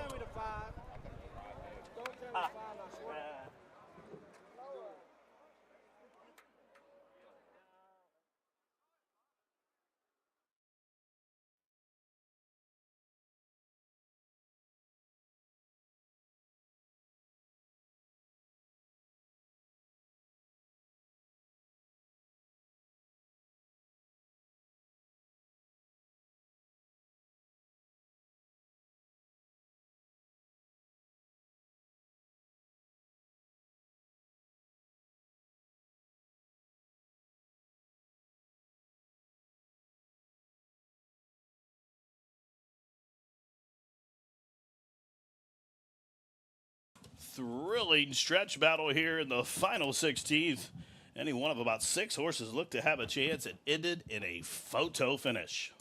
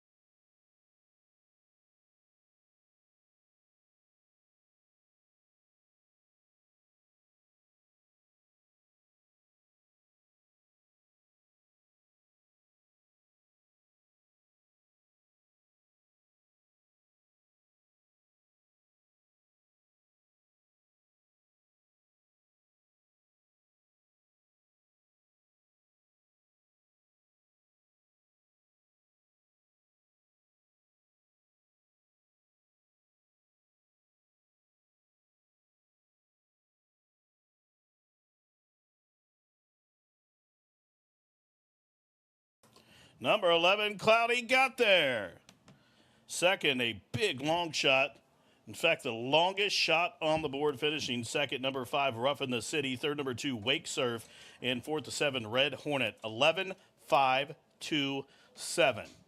2-1 over 65-1 over 32-1 over 3-1. 11, 5, 2, and 7.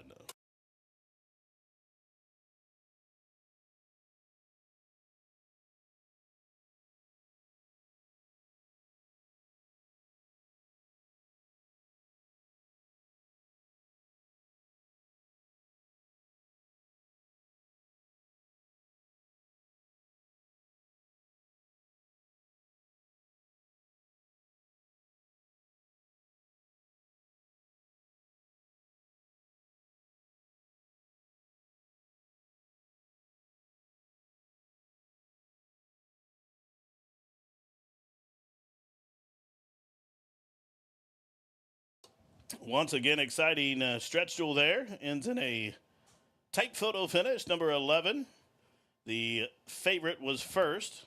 Coming into the Jeff Hall winner's circle.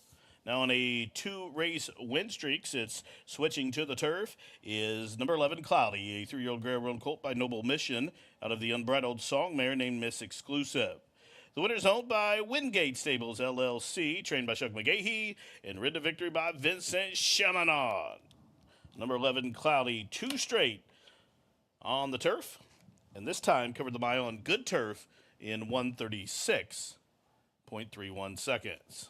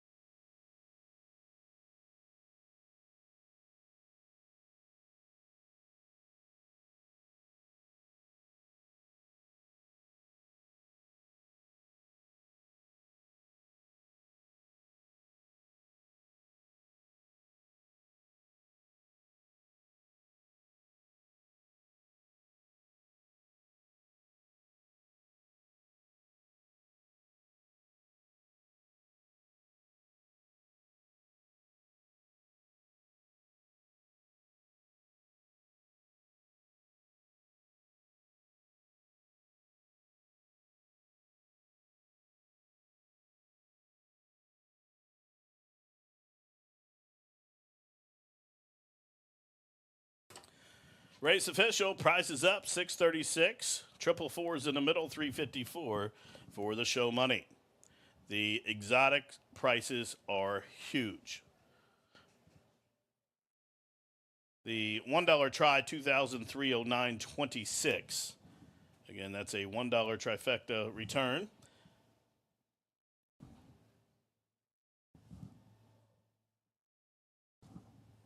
The $1 exacta was $111.69.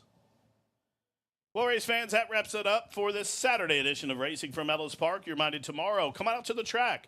A wonderful racing program tomorrow here at the track, 1250 post. Dollar Days on Sundays at the track. Run Happy Dollar Days, where you can get $1 hot dogs, $1 popcorn, and $2 beers. Run Happy Dollar Days at Ellis Park tomorrow here at the track. Of course, fun doesn't stop here. Stick around. Come over to the air-conditioned clubhouse, where simulcast action continues from tracks throughout the country. Also, the HHR machine's in there as well. A lot of giveaways and promotions going on with that as well. Well, from all of us here at the track, thanks for coming out for live racing for Saturday, Cowboy Jones Day at the track. We'll see you tomorrow here with a 1250 post.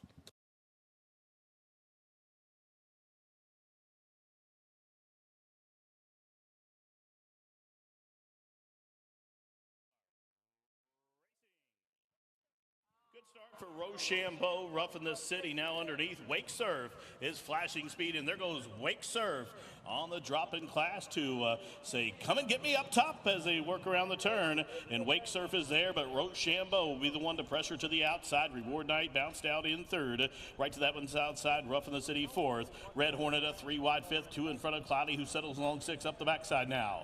Then a link for the back. Great Heart and Turf Debut is next, covered up by Cool Rags. Still 3 back to Gary Barber's Finding Freedom. And the Gray Deep State at the back of the pack. 14 links top to bottom. 5 furlongs to go.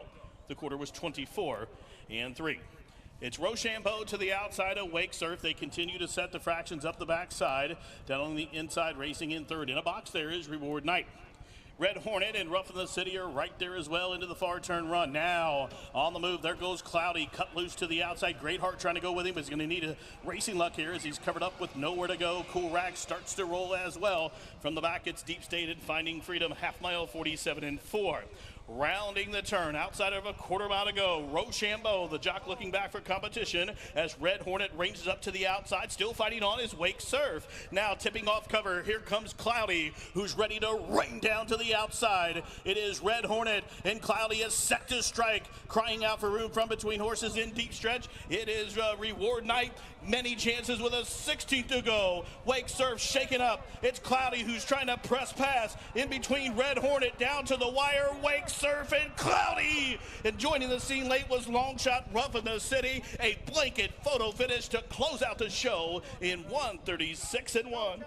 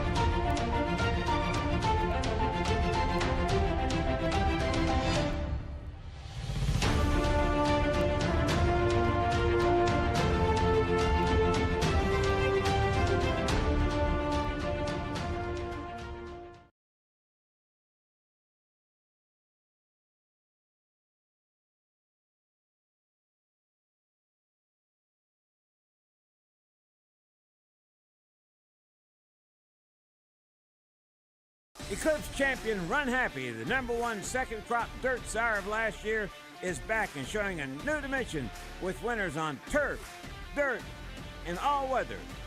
A record-breaking sprint champion, Run Happy is also siring winners at all distances, from 7 furlongs to 1.25 miles.